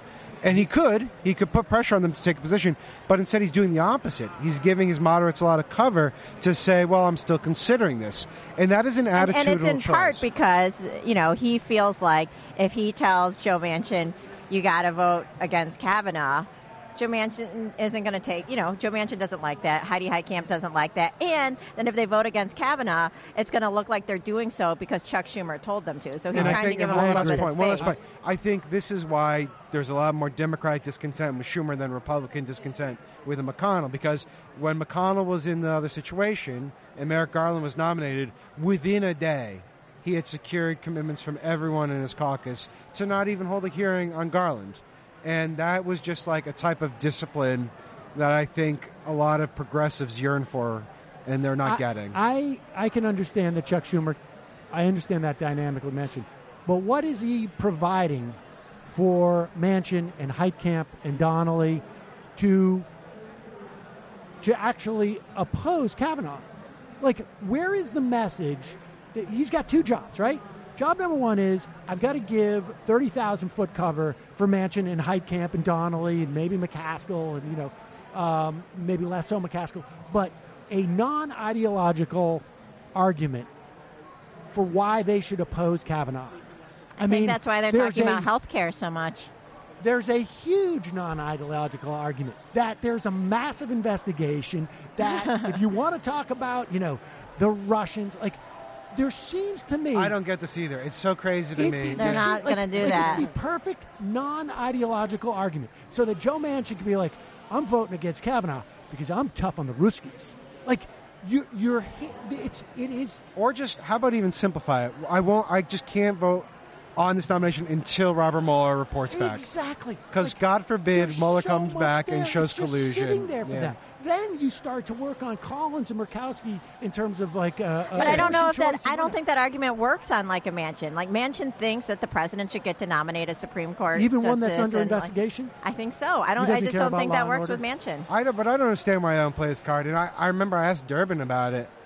I was like, why not just make that the line? Like Cory Booker says, Durbin refused to take a position on it. In other words, we really fucked up Chuck. I should have been. Chuck's not a very bright guy. No, Durbin. I said, why don't you come out right now and say we should not have a vote on Kavanaugh until Mueller's done? And Durbin said, I don't want to deal with that hypothetical.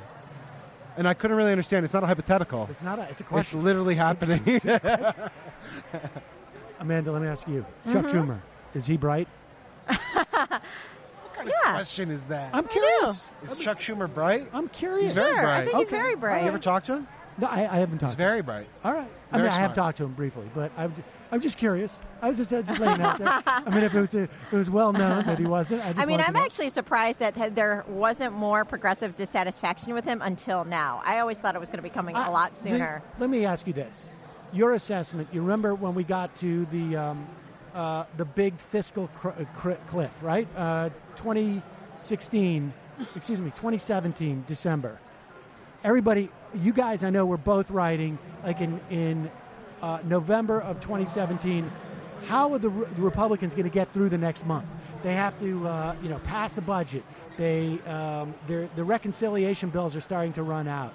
There was reauthorization. I don't even remember this, Sam. So much has happened. That's so funny because I was going to punt it to you because I was like, maybe Sam will remember all the details but more. Nancy Pelosi Sam, and you Chuck are such a nerd. There's like 15 more interesting controversies going on, and you're like, a reconciliation bill. They walked into Do your viewers like debates the meeting with Trump? This is so dorky. I have a very exclusive audience. Every show has to have at least 5 minutes on reconciliation. We just push out. Pago. We don't bring in people who don't get immediately offended at the words Pago. We keep a very exclusive. This is why I love this show. But in December of 2017, Nancy Pelosi and Schumer went in there. The Dreamers was still up in the air. Right. And they walked in and they basically said to the Republicans, we're going to take the budget off the table for you guys.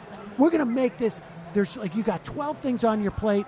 We're going to make it like 6. Oh, I remember this, and they kind of forfeitted a little leverage there. Forfeited a little leverage? Yeah. Okay, Why would you do that? Yeah, but everything, like, we've moved on to, like, the next leverage point, which is coming in this September, when the government's going to shut down. And, like, there's leverage points all over the place. You could argue that, like, Do you think they learned the lesson of giving up their leverage? Because that's how we get the tax cut. I think the lesson they learned is that they had all this legislative space now all of a sudden. I honestly think that they learned a very valuable point from that, but it's not the one you're talking about. I think they learned that they came in, they thought they had a deal with immigration, with Trump on immigration, and what they did is they rushed to the cameras and they announced the deal. Yeah. And they assumed that once something was public, and if you're just quick, you could box him in. And I think the lesson they really learned is that nothing really matters. Yeah. And that he could go back on any promise. And there's no such thing as a promise. And so, to your point, I think they've learned that there's just no point in negotiating. And it is what it is. I saw that with foreign leaders like 6 to 8 months later, where they were just like, we're going to try and kiss his ass. And then we just realized, like, no, he's insane. Yeah, totally. There's nothing's going to work. Oh, France? Yeah, not working. What's the most interesting race in the country to watch? In terms of good question. You're much more into the campaign stuff than I am. Just most interesting in general? Yeah, I mean just the most relevant. I think the Georgia governor's race. It's crazy. Brian Kemp versus Stacey Abrams. You could not have more two different people. That's a good answer. And both sides, I think, show where the party is right now and where the base wants it to be. And yeah. My entire you go ahead. Your answer. I was gonna say the Beto Cruz race, if only because it's sort of like it gets to the debate we were just having, which is like, do you have to like kind of contort yourself to appeal to a group of supposed moderate centrist Republicans, or can you do something diametrically different in even a red state and pull the numbers out? And I think I think people overstate Beto's chances a little bit because Texas really is Republican. But I think as a case study, it's really fascinating. It also is a really good case study about what you can do with grassroots donations on a statewide level as opposed to a presidential level. Obviously, Bernie did this. And I think, like, can you run a Bernie-style Senate campaign is a very valid question because Bernie's ability was to raise money from across the country. When you're talking about state, even Texas, your pool of donors is much smaller. And I think Beto is going to smash every fundraising record of any Senate Democrat with ever. With small donors. With small donors. Wow. And that is a remarkable thing. It's not easy to duplicate. In fact, I don't think many people will be able to duplicate it, but it will provide a template. You'll never be able to do that in Rhode Island. No, it's impossible. Right. But I think it's a template. And to the extent that he shows it can be successful, it really could fundamentally change how races are run. Have you guys ever met the Baileys? The Baileys, Chuck and Schumer's fictional family? Yes. I've talked to him about it. I said, I asked him, where are they now? Where are the Baileys now? He kept the fiction going for me. I forget what he said, but he's like, well, they took the tax break we passed, and I don't know what they're doing. They're still in Long Island doing something. What's your most interesting race? Wait, why did you bring up the Baileys? Well, because we mock the Baileys all the time on the show with Chuck Schumer. Were you surprised that I remembered who the Baileys were? I mean, did you remember who the Baileys were? No, yeah. I was impressed. Famous. What's your race? I don't know that I have one. I mean, I don't. That's why I ask, because I don't follow. Sam Stein, everybody. Sorry, I have to go. No, please. Beckoned. Please. It was a pleasure, though. Always. Yes, always. I don't know if I have a favorite race per se. I mean, I don't. I guess. I mean, that's why I'm just curious because you guys report on this stuff. I'm not out there and I don't have a sense. I'm curious about the Abrams race in Georgia, and it would be interesting to see what happens in Texas. I don't. And coming up, Arizona will be good. The GOP primary there for Senate. This one in Ohio, this special election in Ohio, is going to be important.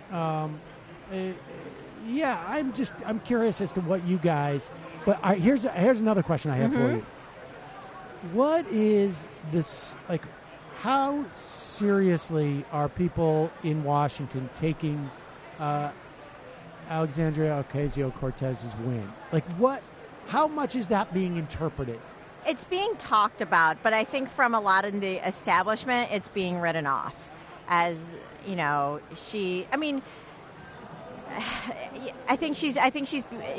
people want to use her in that she has a lot of fundraising power and she generates a lot of excitement. So that's why you're seeing candidates who want her to come out and endorse them. Right. And if she endorses someone, they immediately, their fundraising goes up, they get a big boost. It's really major if she notices them and she goes out to campaign with them, with Bernie, for example.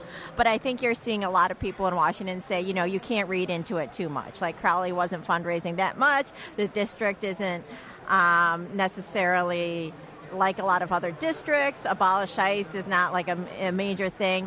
So, you know, I think people in some ways are trying to box her in and limit her a little bit. Oh, okay, you got to go. All right, let me just ask one. Yeah. Relative to Dave Bratt when he took out Cantor, is it different? Yes, I think it's a little bit different. I mean, one difference that progressives have is that at that time in 2010, the Tea Party had a lot more wins in primaries. So far, progressives haven't had as many. The establishment, the D-Trip, are still winning most of their races. And that could change because we're about to head into August, which has a lot of more primaries, including some big ones. You have Carper's race in Delaware, where he could be taken out. So far, though, progressives don't have as many wins on the board as the Tea Party in taking out incumbents. Amanda Terkel, thank you so much for your time. Thank you. Appreciate it. Always a pleasure.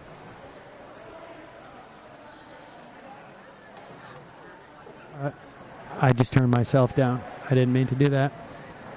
You know what I got to do is, I'm going to put that down too.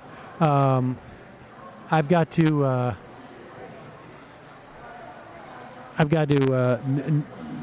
put numbers on these, on the mics. I got to put numbers on the mics. That way I can. Oh shoot! Really? Yeah. Yeah, we got to figure that out. Maybe angle the camera, maybe put it down over there, and you just catch the side of my face a little bit or something like that. We'll switch it. Get the taller person farther away. Put the camera that's a little bit more where your phone is, and then it just angles it a little bit more. We'll figure it out. It's day one, ladies and gentlemen, here at Netroots, and I don't think I have any other guests for the moment. You know, it's tough because people are coming this morning. Dave Weigel literally came onto the program from the airplane. I did see Mark Thompson walk around. There's a lot of access to the. Scott, you got any leads on anybody coming around or no? But we'll see. He's going to write up some stuff. Maybe we should. Play some sound. Michael, what do we got in terms of and some good sound coming from there? I think we should go to Ivanka Trump. Apparently, she still gets texts from people on the Upper East Side who think it's uncouth to kidnap children.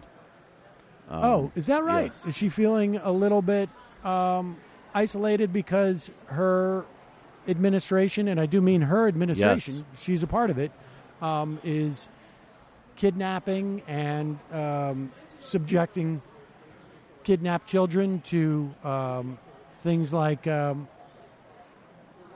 kidnapped to abuse and predators and whatnot? Yeah, I mean, we actually yesterday played a clip of Richard Blumenthal asking a bunch of Trump administration officials in DHS. He asked them to raise their hands if they thought the separation policy was successful, and then none of them did it. And then he asked, would you name who's responsible for it? And they all kept their mouths shut and literally did look like some sort of like row of Nazis. And the point we were making was like, and it just always needs to be restated, the reason this is the case is that people went out en masse and pushed back against this in every way, shape, or form, and that's why she's feeling the heat here. All right, well, let's play this clip.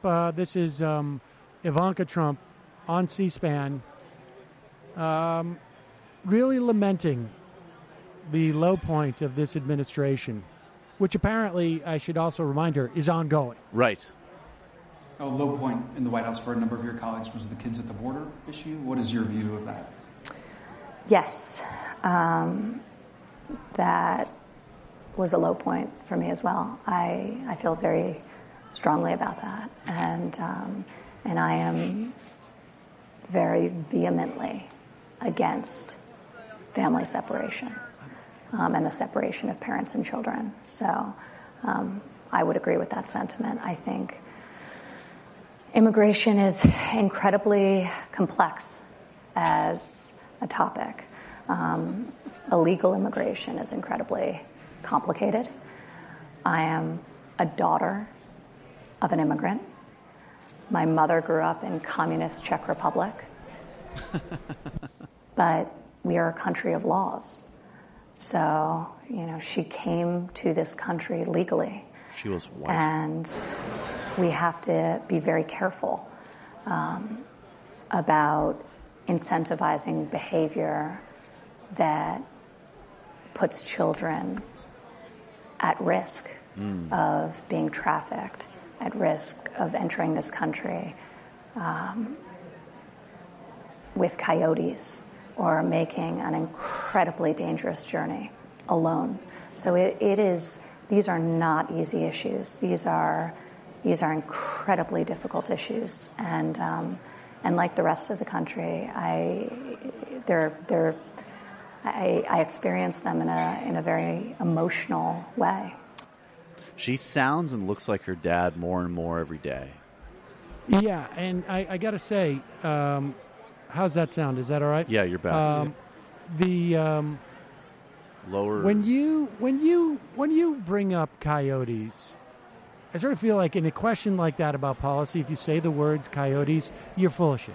Yep. Like there's just some quality about citing coyotes that just sounds completely disingenuous. You're like bringing in a Newsmax article to a real conversation about an atrocious policy. And by the way, I guess incentivizing behaviors like voting for your dad would be a behavior that would increase children of being at risk of trafficking and a variety of other wrongs. If you reference that I'm a mom, or you say coyotes. Look, the question is, do you think you should be kidnapping children? The coyotes, the fact that you have a child, none of that should really have to come to play. It's just like, all you've proven is that you're able to have children, and you've read Breitbart. There's so exactly. much gross sentiment too, like the way she used. I was just unbearably, horrified by what had happened in the past. Like she's careful to relegate it to the past tense, and then she goes on and on about how complicated the issue is. It's not that. There's nothing complicated about it. Also, even when she's trying to make her show of I'm not like all these other subhuman ghouls and sociopaths around my dad, I really feel stuff. It's all about her. It's literally I felt uncomfortable. The subtext to me was I felt uncomfortable looking at pictures of children being tortured and suffering. This was super bad for my brand. Right. And right, exactly. I shut it down. Yeah. I've had to really, you have no idea the scrambling I've had to do to maintain my my welcome at the various country clubs I go to. Yeah, that are not owned by my dad. The glares I got at spin class in the first year I thought were bad. Oh. All right, let's check in with we got this clip of Brian Kilmeade. He is there, as you know. The American people have begun to say we are going to take any measure that we can to show our dissatisfaction with the Trump administration. So that may include things like going to a Department of Homeland Security official in a Mexican restaurant and saying, get out of here. We don't want you here. Right. Or it may include, I accidentally unmoored this yacht from their mooring. And it floated away, and it's owned by Betsy DeVos. What did you? Yeah, exactly. This is very disturbing for someone like Brian Kilmeade on Fox and Friends. Let's hear him discuss. Here's what worries me. Yes. Ben Carson's house. You have Kristen Nielsen trying to just have dinner. Right. You have Betsy DeVos's yacht was let go into the bay. Right. And of course, you have all this, the attack on the Hollywood Walk of Fame. Mm-hmm. All this stuff shows that violence is upon us. This is not just winning and losing. If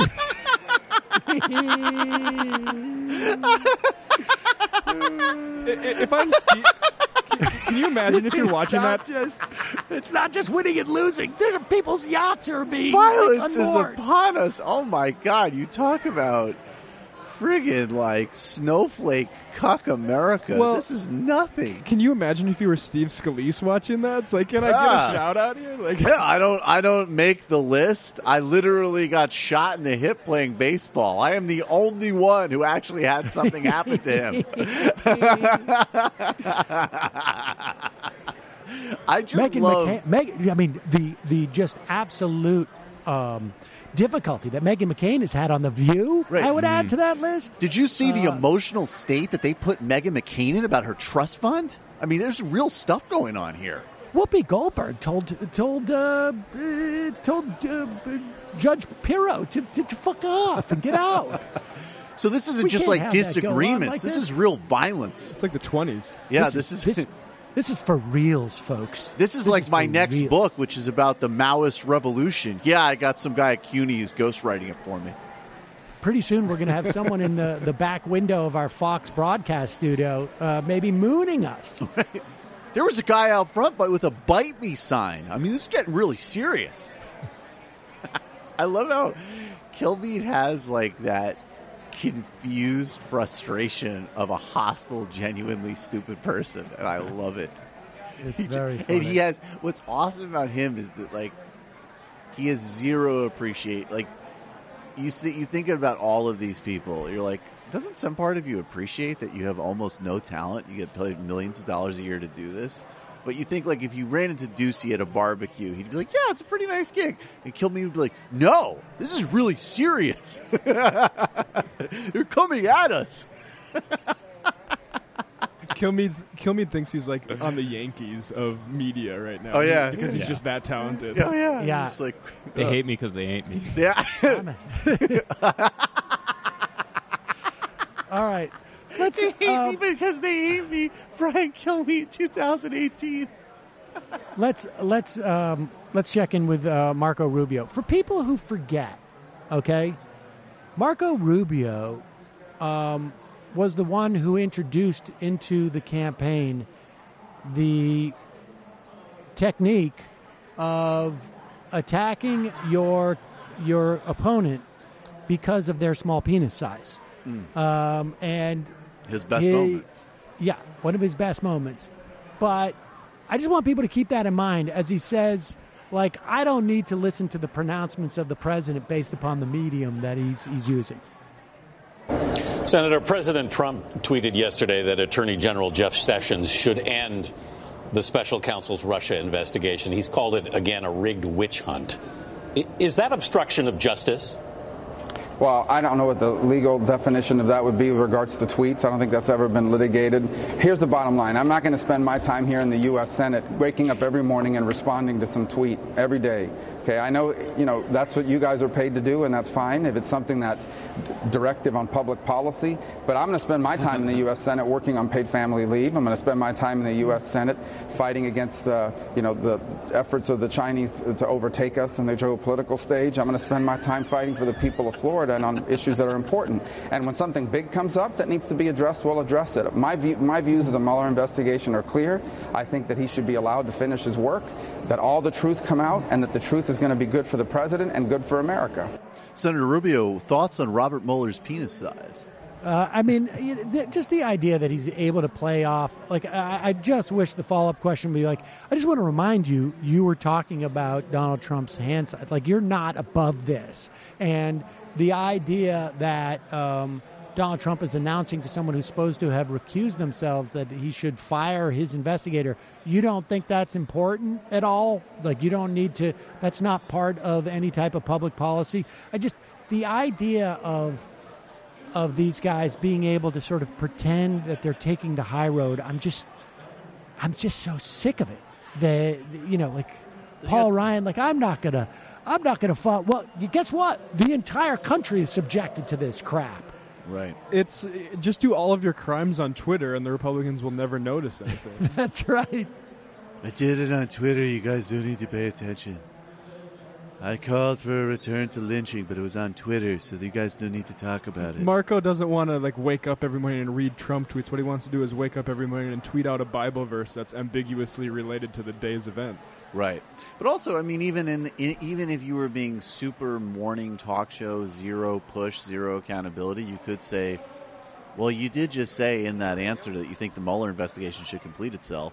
So isn't there a contradiction there? Yeah. There you go. Who's that guy? Just a guy who wants to, is just not aware of how... that was some Russian collusion right in front of the camera. Is that a Russian? Yeah. Did he have poetry that he wanted to show you? I don't know if you heard yesterday, there's a lot of bits have been elaborated around poet callers and cucking jokes now. Oh, sure. Yeah, let's get Mark Thompson over here. Okay. Just grabbing people as they walk by. It's classic. Is he there? You got him? Row. I don't know. Let's see. I can get him to sit down right now with me. I couldn't believe that. Apparently, he's got to do his own show. Can't spare you 10? Yeah, he's got. Yeah, of course. Here he comes. All right, good. All right, coming to the microphone here at Netroots Nation 2018. Is there a way to move the microphone a bit so it's not in his face? Will you move this microphone out of the way? Thanks. How's that? Is that better? It's better. Keep pushing it all the way there. Yeah. Yeah. Yeah, there you go. There we go. Now we have him. Okay. All right. Mark Thompson. Hey, man. Wait a sec. Wait, do I have the wrong? Try again. How are you? Why am I not hearing him? Go ahead. Try again. Hey. Can you hear me now? Oh, there we go. There we go. How are you, man? I'm doing great. Mark Thompson, SiriusXM, the progressive station, right? That's right. SiriusXM Progress. That's right. SiriusXM Progress. How many of these have you been to? Oh, man. Well, I've been to most of them. I think the only one, I think I've only missed the last two, maybe. So this is my first time back in maybe 2 or 3 years, but I've been to most of them. Same with me. Yeah. Same with me. In fact, did you miss the last couple ones? The last one was in Detroit. Yeah, that's me too. Okay, so that's last. We were in Detroit. That was the last one we were at. Now we did not plan this, Mark. You and I did not. You did not call me and say I'm going if you're going. No, we usually meet this way. Yes, but my point is, why did we come back? Why do you think you came back this year? Well, I think primarily, to be frank about it, this is an election year, and the people here are not necessarily the people we need to mobilize for November, but the people here are the people that need to mobilize everybody else for November. Right. And we all need to come together about this. It doesn't hurt to have a clearinghouse to discuss ideas about how we all do that, to get inspired and stay inspired in doing it. I was just talking, I won't mention the name right now, because I think they were talking to me in my capacity as a minister, so there's confidentiality. But what I'll say is another very prominent progressive blogger that you and I know just said to me, Mark, we're pumped up, we're doing this. She said, but, it's tough. Sometimes we all get fatigued. And she said she woke up this morning and just said, how much longer are we going to do this? So just trying to keep ourselves pumped up with it. We got to get across the finish line in November. And we know, Sam, unfortunately, our base, which is everybody that isn't a white male Republican, and the handful of people on their side who don't think for themselves. But everybody at our base, women, Latinos, African-American, working class, poor, LGBTQIA, progressives in general, we know how important this is. But we also know that sometimes we have a tendency to get apathetic and discouraged. We are our own worst enemy sometimes in that regard. And so I think anything we can do to keep ourselves focused, not to give up, not to be discouraged. I even suggested on my show the other day, we know because our tenants are so big, some of our different constituencies bicker with one another. Sure. We should have a moratorium on any internal bickering between any of those groups I just named, even those who consider them, because now the thing now is, I'm more left than you. I'm more revolutionary than you. Stop all that. Let's go back to fighting in November. but between now and November, we don't need to be disagreeing on anything.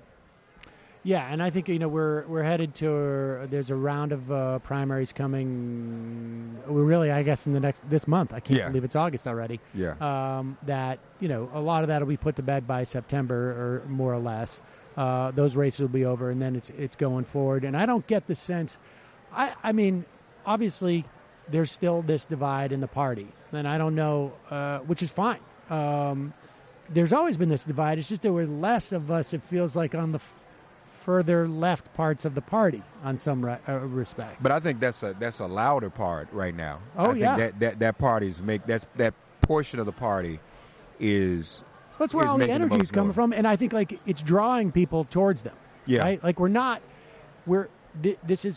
watching candidates go out there and say I am for deficit reduction. That is not we're not hearing that. We're hearing people say I'm for Medicare for all. That's good, right? And that's people are racing, it seems to me, to get as far left as they can comfortably within the context of their races. Well, like you said, we've always had conflict because the tent is so big. That's the nature of it. That's a good problem to have when you're that diverse. You're going to have some disagreements.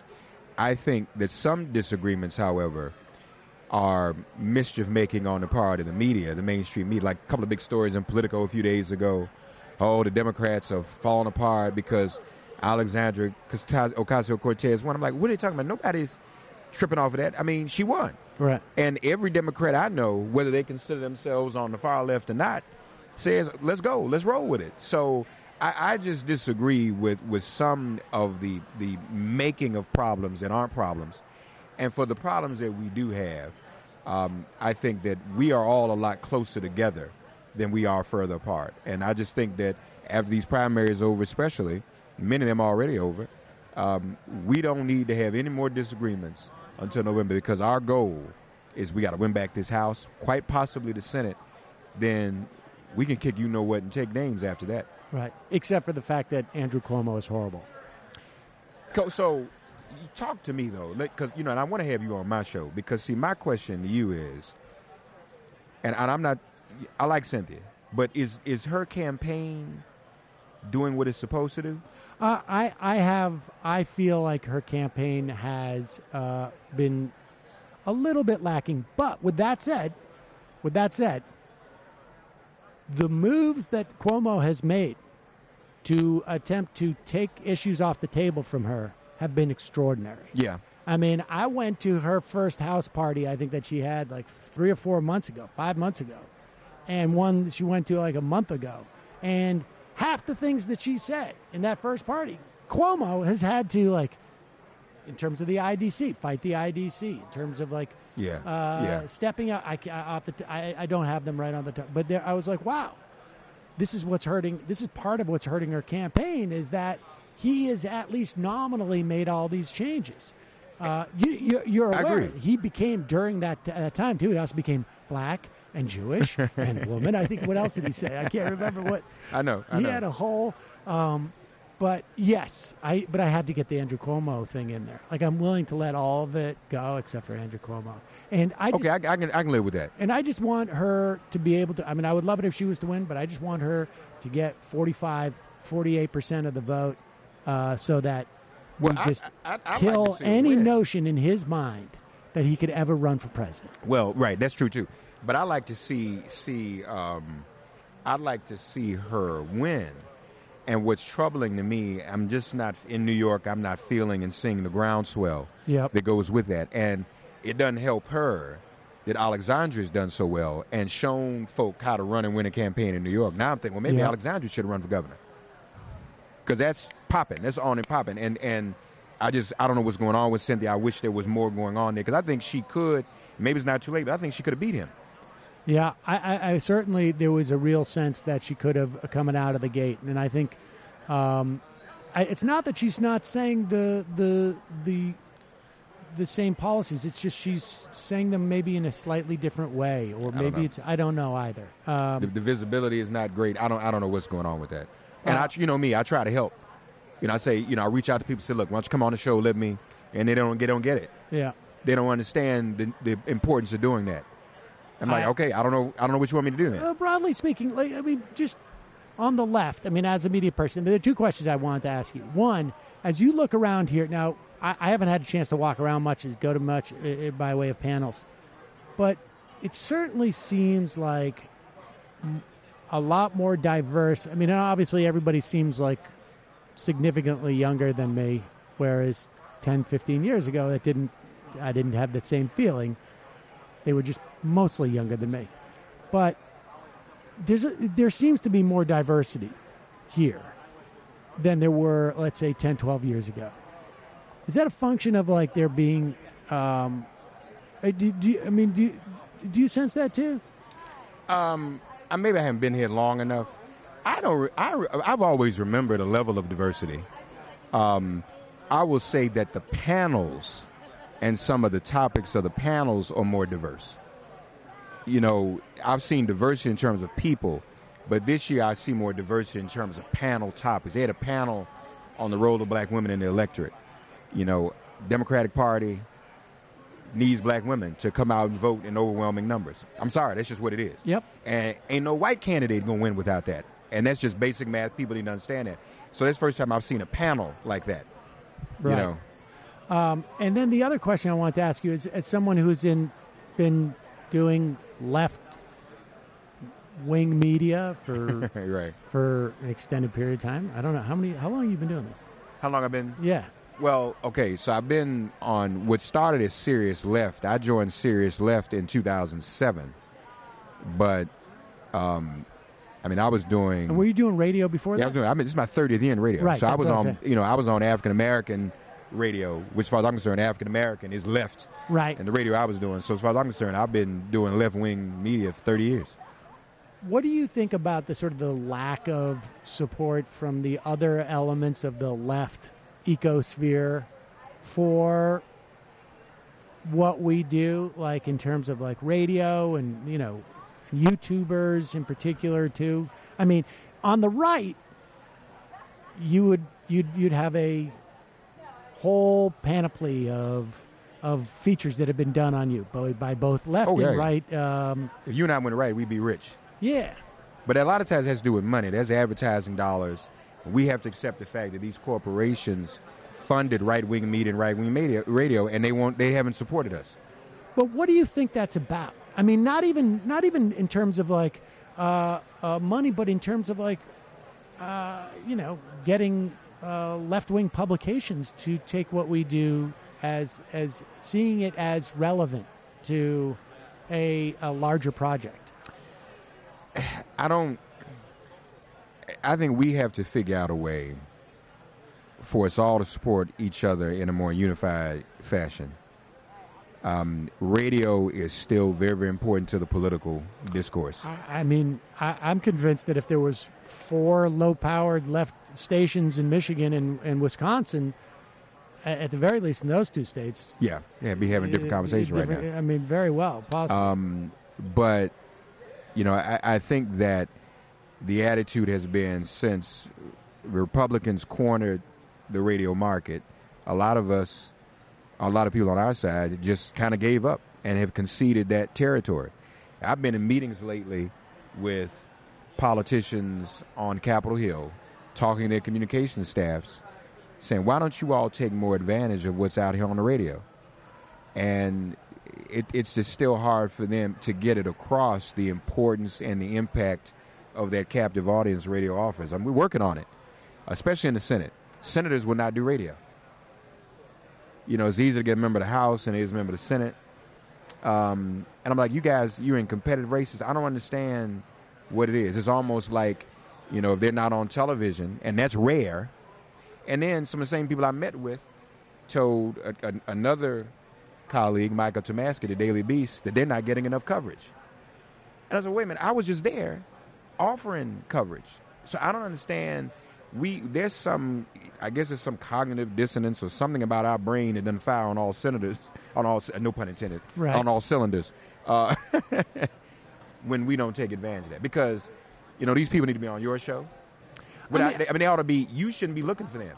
They should be looking for you. Yeah, I'm not necessarily a huge fan of having politicians on, but I'm just curious as to why it's devalued on the, left of center.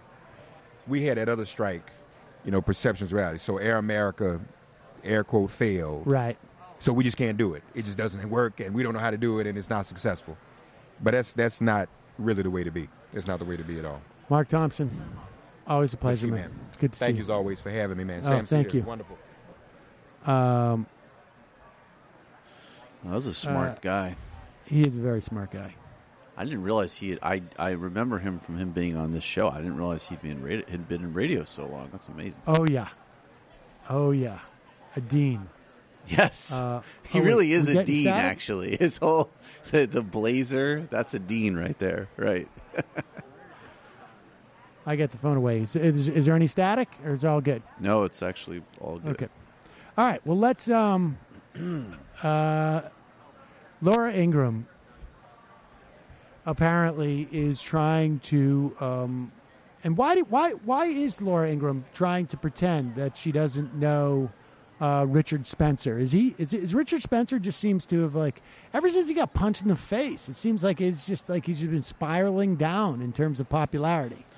I mean, he got cucked in a very public way, but I think that also I think that Richard Spencer is still, for the ones who like to pretend that they aren't, although I am increasingly convinced that Ingraham's little hand motion at the RNC was not an accident. But he's kind of like the modern stand. Like, didn't Limbaugh back in the day, when he used to be like, and I don't support David Duke or whoever it is, and then go and proceed to say, like, whatever racist thing he was going to say? I think they like to pivot themselves. Like, oh, yeah, well, Richard Spencer's crazy. Now here's the rest of our racist content. Well, here is a supercut of Laura Ingraham not knowing who Richard Spencer is. Heard of this Richard Spencer until I never heard of this Richard Spencer until 5 minutes ago. I literally had never heard of him. Flashback. Richard Spencer? I've never heard of this person before. If I didn't know better, I would assume he would be paid by the left. Later. This is what the left and the elite media will do. If you are for America first, you're no different from Richard Spencer. 4 to 6 weeks later. Ray says the event will offer a sociological and cultural analysis of what produces and sustains certain white social types, such as President Trump, transracial former NAACP leader Rachel Dolezal, and white nationalist Richard Spencer. That's pretty bizarre. She can't seem to remember who Richard Spencer is. Maybe they dated each other. That would be awkward. I don't even remember him. We're just completely misreading it. She's like, I don't even remember that guy's name. He's an asshole. He is a total jerk. I deleted his number. She does do a fairly good job at just making sure to name check him, though. The context there was that she was interviewing Dinesh about his new movie that's out, in which he interviews Richard Spencer, and she goes, "Yeah, Richard Spencer, never heard of him." Oh, the movie that's called The Death of a Nation, Can We Save America Again? That movie? This isn't funny anymore. Yeah. Hell no, you can't. I already put in my work, baby. 2 terms. Time to finish the job. So was she completely unprompted? She said she didn't know who he was? It's totally unprompted. Yes. Wow. Wow. Why is Dinesh What's the left-wing interviewing version him? of that? Like, I don't know, George Cicarella Mar or something like I've that? never heard of that guy. Yeah. And this George Cicarella Mar guy, I don't know who he is. People say he's on Twitter. I don't know. I literally never heard of him.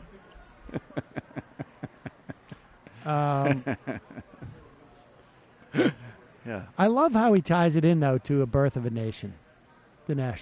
Oh, yeah. Do you think that's a yes? One of my friends. I think it's conscious echoing. Absolutely. One of my friends texted me a picture of Tommy Lauren and her new boyfriend at the red carpet for the Death of a Nation, and I saw the Death of a Nation in the background of like the red carpet. I'm like, oh my god, this is actually pretty terrifying. How did this like white supremacist film come up under the window? And then I looked and saw it was Dinesh, and I'm like, oh, okay, that makes sense. It's just there like you go. It's it Dinesh. makes all the sense. Remember the last one? the last one he did, and he like supposedly learned about the nature of the criminology of the Democratic Party from being upstate doing time with like hard cons. And he got these like extras to play like the most stereotypical Hispanics imaginable, but they were like taking them under his wing. They were taking him under their wing, and they'd be like, "It's about crime, man. What you do is you commit a crime." Like literally lines like that. And he's just like, and then I realized that's the Democratic Party. It's crime. And that's the genesis of the whole movie. The prison wisdom that he was divine. You know, he literally got like code. I'll tell you how the Democrats operate, man. It's crime. Oh no. Javier is blowing the lid off of the whole operation. It's what connects me to Thomas Jefferson. Fuck. That's when they start to get Dinesh at the on the prison yard. Right. They get him with a shiv. Here is Ari Fleischer. I'll tell you what's disgusting about this. Ari Fleischer. He's disgusting. But Ari Fleischer was the president's spokesperson. Yep. I mean, I guess, you know, it's just another story of a guy making a buck. But here is Ari Fleischer. I guess it's just him on Twitter, right? Yeah. This is after Jim Acosta was screamed at by Trump supporters at the Tampa rally. I mean, we've seen this before, right? With Trump. Oh yeah. During the campaign. We played it yesterday, though. The people were really. I mean, it was like it was almost like really messed up middle schoolers like harassing an ape at a zoo. Would be like the closest I could think of. like a school for the profoundly emotionally damaged. Like until you've seen like a 50-year-old who presumably like, you know, has a family, like is actually responsible for real things in life. Like be like, fuck you, Jim Acosta, you lie. Double middle finger. Yeah, double middle finger. Like Mountain Dew come to life. To be fair, there is a quality of like when you go out and do paintball or something like that. Yeah, like, I'm gonna be a kid today. Yeah, but like go do paintball. Exactly. Paintball's fun. Shouldn't be like, I'm going to go be a Nazi and harass Jim Acosta. Right. I just want to be a kid again. I wish they just adopted, instead of like yelling F you at him, they were just like, hey, fat butt. You got a fat butt. Boogers. You got boogers coming out of your nose, man. But here is Ari Fleischer, his tweet to reporters at Acosta complaining regarding your treatment at Trump rallies. Now you know what it's like for conservatives invited to speak at college campuses. If the invite isn't rescinded. I wish you were treated differently, but maybe you should cover college protests differently now. Yeah. Right, so he's comparing the President of the United States singling out a reporter for these followers to accost versus college students yelling at a speaker who they don't want to come to their campus. It's to not be able to understand the difference between the power that college students have versus the President of the United States seems to me to be, I don't know. He's getting paid, right? Who's he getting paid by now? I'm sure he has some. We should look it up, but I think I'm sure he's at some type of comms consulting or lobbying firm with corporate clients. Also, I mean, in no way the primary point, but like, let me do a third order joke here. Like, I think we're all aware of Jim Acosta's extensive, like, Ben Shapiro is totally transphobic and should not be allowed on the Oberlin campus reporting. Like, when did Jim Acosta even talk about I'd also this point like out, silly campus controversy? Like, journalists actually like contribute something to society, and we've had a lot of history, and like right-wing reactionaries haven't contributed anything ever. Right. I mean, I don't know. Why doesn't Ari Fleischer just write like, now, Jim Acosta, now you know what it's like for my 5-year-old son who got made fun of at kindergarten. Well, So, I would actually say think if about Ari that. Fleischer's 5-year-old son is going to be made fun of like that at kindergarten, he should probably pull that kid out of the school because that would be pretty bad. If the kid showed up to like 2 double middle fingers from like 30 deranged kids saying, "You lie," from the teachers. Yeah, right. I mean, it's also though a grievement culture, like you always talk about. Of course. Yep. Of course. All right. Lastly, is this a Matt pick? This looks like a Matt pick. Which to one me. is this one? Wilbur Ross. This is in that Oh, genre. this is definitely a Matt pick.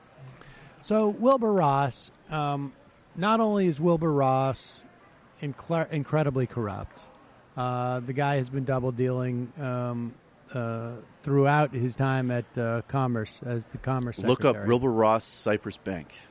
Yeah, I mean it's just how many times did he forget disclosing like, oh, I'm sorry, it turns out I actually do own one of those ships that is bringing stuff over from China. That's why he does the fall asleep at cabinet meeting shtick. Well, here is Wilbur Ross talking so slow that on Fox Business News, they literally could not rush to change the commercial breaks quick enough. This is unedited, by the way. What I do know is that if the press reports are true, this is another sign of China using government intervention to influence what should be purely commercial decisions. Great point. Secretary, That's exactly the... From the beginning, Wells Fargo has supported community organizations. That's unbelievable. That's unbelievable. The best part about that is I didn't even notice when we first clipped that, but the music is already playing. So they've been trying to go to the commercial They've for been at trying least to like go 10 commercial seconds. for an extended period of time, and then they just go, well, Wilbur Ross, Wells Fargo, ultimately, what's the difference? Yeah, all the same. Here's Wells Fargo apologizing for their criminality. Right. Here's me not apologizing for my criminality, and you cut me off with Wells Fargo obscuring their criminality. I like it. He is on message, though. Talk about Russia. What about China? Wait, can I just ask a question about the Wells Fargo thing? Yeah. Are they required to be running these commercials saying we're sorry? Or why is that happening? Because they're sorry. They understand. Look, Matt, they understand that they infringed upon the trust they had between themselves and their clients by putting their clients into financial situations and products that the clients did not buy. They are apologizing for the massive amounts of fraud. And so they're just letting you know, man, they get it. They get it. They did. My bad. But now I'm better. We're going to, and this is where you kick in the soaring music, Matt. Everything in life really is I like blew a it. boyfriend who messed up apologizing. That just is what everything comes down to. That's basically what it is. Totally did not mean to do what you saw. But Yeah, I have so changed as a result of you seeing me do that thing. Look, I'm not just bringing you flowers. Look at what I have. Also, coupons for spin class. That's basically what they're trying to. Coupons for spin class is not a bad one. Trust is like Real a broken talk. mirror. You can repair it, but no matter what, I'll always see the cracks. That's what I say to Wells Fargo. Is that a Taylor Swift lyric? That's like one of those Facebook things that people going through breakups like to post. If you guys could see Matt's computer right now, it's just a wall of like Facebook quotes of inspiration. The Facebook wall of inspiration. A little behind the scenes here. Oh, that's great. Should I take a couple of IMs, or do we have some calls on there? Oh, I'm not called into the system, Sam. I actually thought you were doing it on your end, but yeah, I can call in. No, I can't call in. Do you want me to call in or just do it? Let's do a couple IMs and end. I mean, we already gave people a full, no fun half show. Freebie. We gave them a It's freebie. been Take a totally, few IMs and then all right, let's let me call see it if I quits. can Have bring fun up down in New Orleans. Yeah, go enjoy Have you had yourself. any fun yet, Sam? Last night I did. I'll tell this story. It was pretty nuts. I did Hayes from here last night. Oh, that's cool. And it was sort of crazy, but the car came to pick me up to take me to the studio. The studio, it was in, I think, in the 9th Ward, and it was in a fairly ramshackle wooden structure that looked like to be a community dark room, and no one walking into it was aware of that there was a TV studio in there. And I called the guy, and he couldn't hear me because he was still driving on the highway to get there to open it up. And wow. We went in, and the office looked like it was literally like someone had come in there and roughed the place up. And then he plugged in a couple of things and turned it on, and then I was on MSNBC. And you were... Yeah. Be careful about how you handle this one, Sam. What are you doing? Why are you here? Because I'm with my dad, who's right there, just looking at you. Oh, your dad's here? Oh. And did you come with your dad? What are you... Ask her what issues Right. she's What issues are important to you? She focused you wanna on come Palestine? No, she's looking for buttons. I have any. Core brand proposition. Core brand. She's all about the buttons. Yes. And then we went out to dinner, and that's it. I haven't had any. Tonight's going to be crazy. Tonight's going to be crazy. Get In one of fact, those speaking of crazy, daiquiris Dave that you can Packman drink just on the walked street. into Radio Row, so you know things are going to start getting a little bit crazy. A little bit later. That's right. All right, let me do a couple Bring of you back items to your here. heyday with that music right there, Sam. Intellectual fag web. Look, let me explain to people. There's a It's reference context. to the Owen Benjamin There's thing. a context. Please rank the following failed comedians by comedic ability: Owen Benjamin, Jimmy Dore, Dave Rubin, Sam Seder, Bill Maher. How is he going to rate himself? I'm going to do this easy. Dave Rubin's going to be at the bottom. Of course.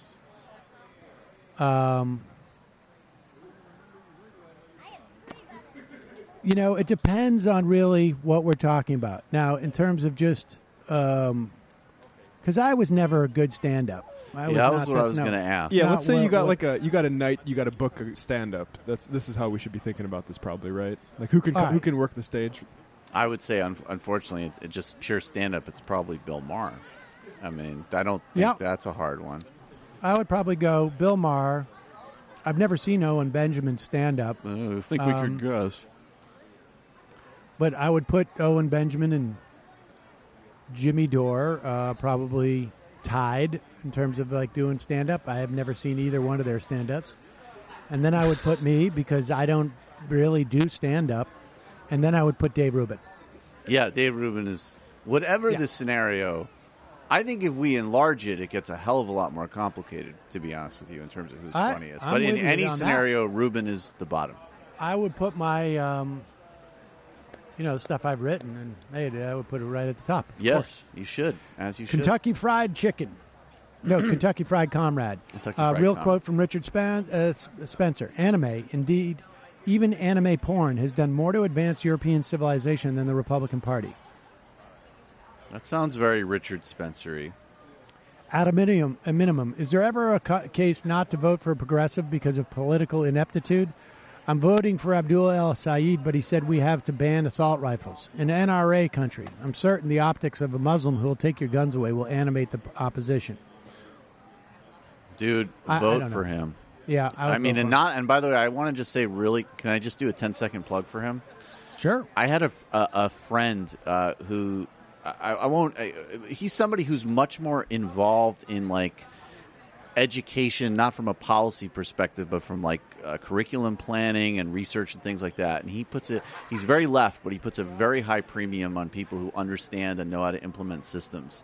And he's excited about and supports all these candidates. But he said when you look at what this guy Abdul Saeed did in his health commission role in Detroit, you combine the fact that he's genuinely left and actually implemented seriously successful systems. It's like that's somebody who could be an exceptionally good governor. Left-handed pansexual leprechaun. I have nothing to say. I just want to capture this IM name. A loving, worn copy of Herba. Sam, my girlfriend thinks you're really attractive. Okay, thank you. Brother from Brooklyn. What healthcare system should Bernie base his model off of? France, UK. Also, your point about personality being as important as policies is true. Tim Kaine would still be the most boring white guy in America with Bernie's politics, and AOC would be a rock star with Lieberman's. That might be a slight exaggeration, but yes, personality matters a lot. I mean, I would imagine France offers a pretty good example for Bernie insofar as they have like a mixed system where I think you can buy private health insurance on top of the public insurance. I would imagine that even with Medicare for All, there would be a market for enhanced health insurance that rich people would buy. It would be smaller, but that would be the case. I think also France does really good job of integrating like things like paternity care at home and stuff. Or like it is ranked best in the world. France has apparently I think it's France and UK are the top two. And the UK, of course, is not right. It's not health insurance or access to everybody. It's actually government-run health insurance. More, it's like the VA, really. Right. New Human. Dinesh Crime Line was actually stealing, which is even stupider. Attorney Andrew, once everyone is done listening to all the Majority Report adjacent content, people should listen to Keith Ellison's latest We the People podcast with Matt Brunig discussing social wealth funds. Also would suggest having Brunig on to discuss his issues with the job guarantee and his proposals for realizing the benefit of full employment. Dawn, hope you guys have had some vignettes. Enjoy, guys. Winnipeg Craig, I finally pulled the trigger and became an MR member last night. Really excited to be directly supporting the show. Thank you so much. There we go. Pac-Man. The sticker fell off. We need to get that sticker back on that seat. Nick from Manitoba. You let Stein bully you a little bit, but you're certainly addressing Pac-Man in the right way, Sam. How did I let Stein bully me? He called you a nerd. You didn't say shit. It was pathetic. I wear that as a prize. No, don't try to do that. It was sad. You can't let Stein talk to you like that. Oh, no. Sam, you said the folks at the conference seem younger than they did 15 years ago. I believe that's literally how age works. Well, that is so pedantic. Well, first off, Nick from Manitoba, I'm quite aware of how age works. But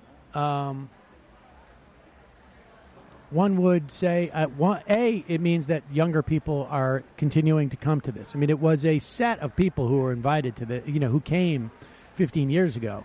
I'm still that person, but it could be still that set of people, but it's obviously not. It's continued to get bigger, but whatever. Forget it. I'm not yeah, you know what? Sometimes you just gotta take the L. Just thought you should know Jordan Peterson's middle name is Brent, which is very appropriate given how often he's roasted on this show. Oh, wow. Is his name literally? I don't think that's... That has to be a joke. Jordan Brent Peterson. Mountain Come to Life. F.U. Michael Brooks. Leon Gittins. Hi, Sam. News from the UK. Tommy Robinson, the leader of far-right group the English Defence League, was released from prison today after his appeal was successful. He claims the establishment tried to break him mentally whilst in prison and refused to take any questions from a reporter. The reality is he had to be kept in solitary confinement for his own safety because, as in the U.S., UK has a huge black prison population that wanted a piece of the Nazi scum. This meant he was kept with the child abusers and sex offenders, or Rule 43 prisoners. Leon of London. It's almost Jordan Brent Peterson. It's Jordan Burnt Peterson. Are you serious? The R and the E are just... Burnt? Yeah, B-E-R-N-T. I got burnt again. If you play with fire, you're going to get burnt. Yeah. All right, I'm going to do... name is feminine, represents chaos. 5 more IMs. Scott from California. I really liked her perspective on the button issue. I don't know what that is. A. Baskin, Michael's Laugh, Nails Chalkboard, Bartlett, the Wells Fargo ad, explaining that making your bed in the mornings is a great habit to be in is equally perplexing to me. F you, Wells Fargo. Just be sorry. Keep the rest to yourself. Beignets. The Chris Lepaco, did you mention ICE agents who kidnapped a man in a Minnesota courtroom? No. I did not get to any news stories today. And the final I am of the day, Jordan, what did Dave Rubin do to make everyone hate him so thoroughly? You just need to pay more attention to him to understand. Yeah, I don't understand. What didn't he do? All right, folks. We'll see you tomorrow. It might take all the strength I got to get to where I want, but I know somehow I'm gonna get there. I wasn't looking when I just got caught between the truth and the light bar, but finding out won't make me feel any better. Yeah, I know the clock is ticking, but the meds are gonna kick in, and my pilot light shining bright. I guess somewhere the choice was made for the option where you don't get paid, for the road that bends before it finally breaks you. I guess somehow I lost my drive between the 101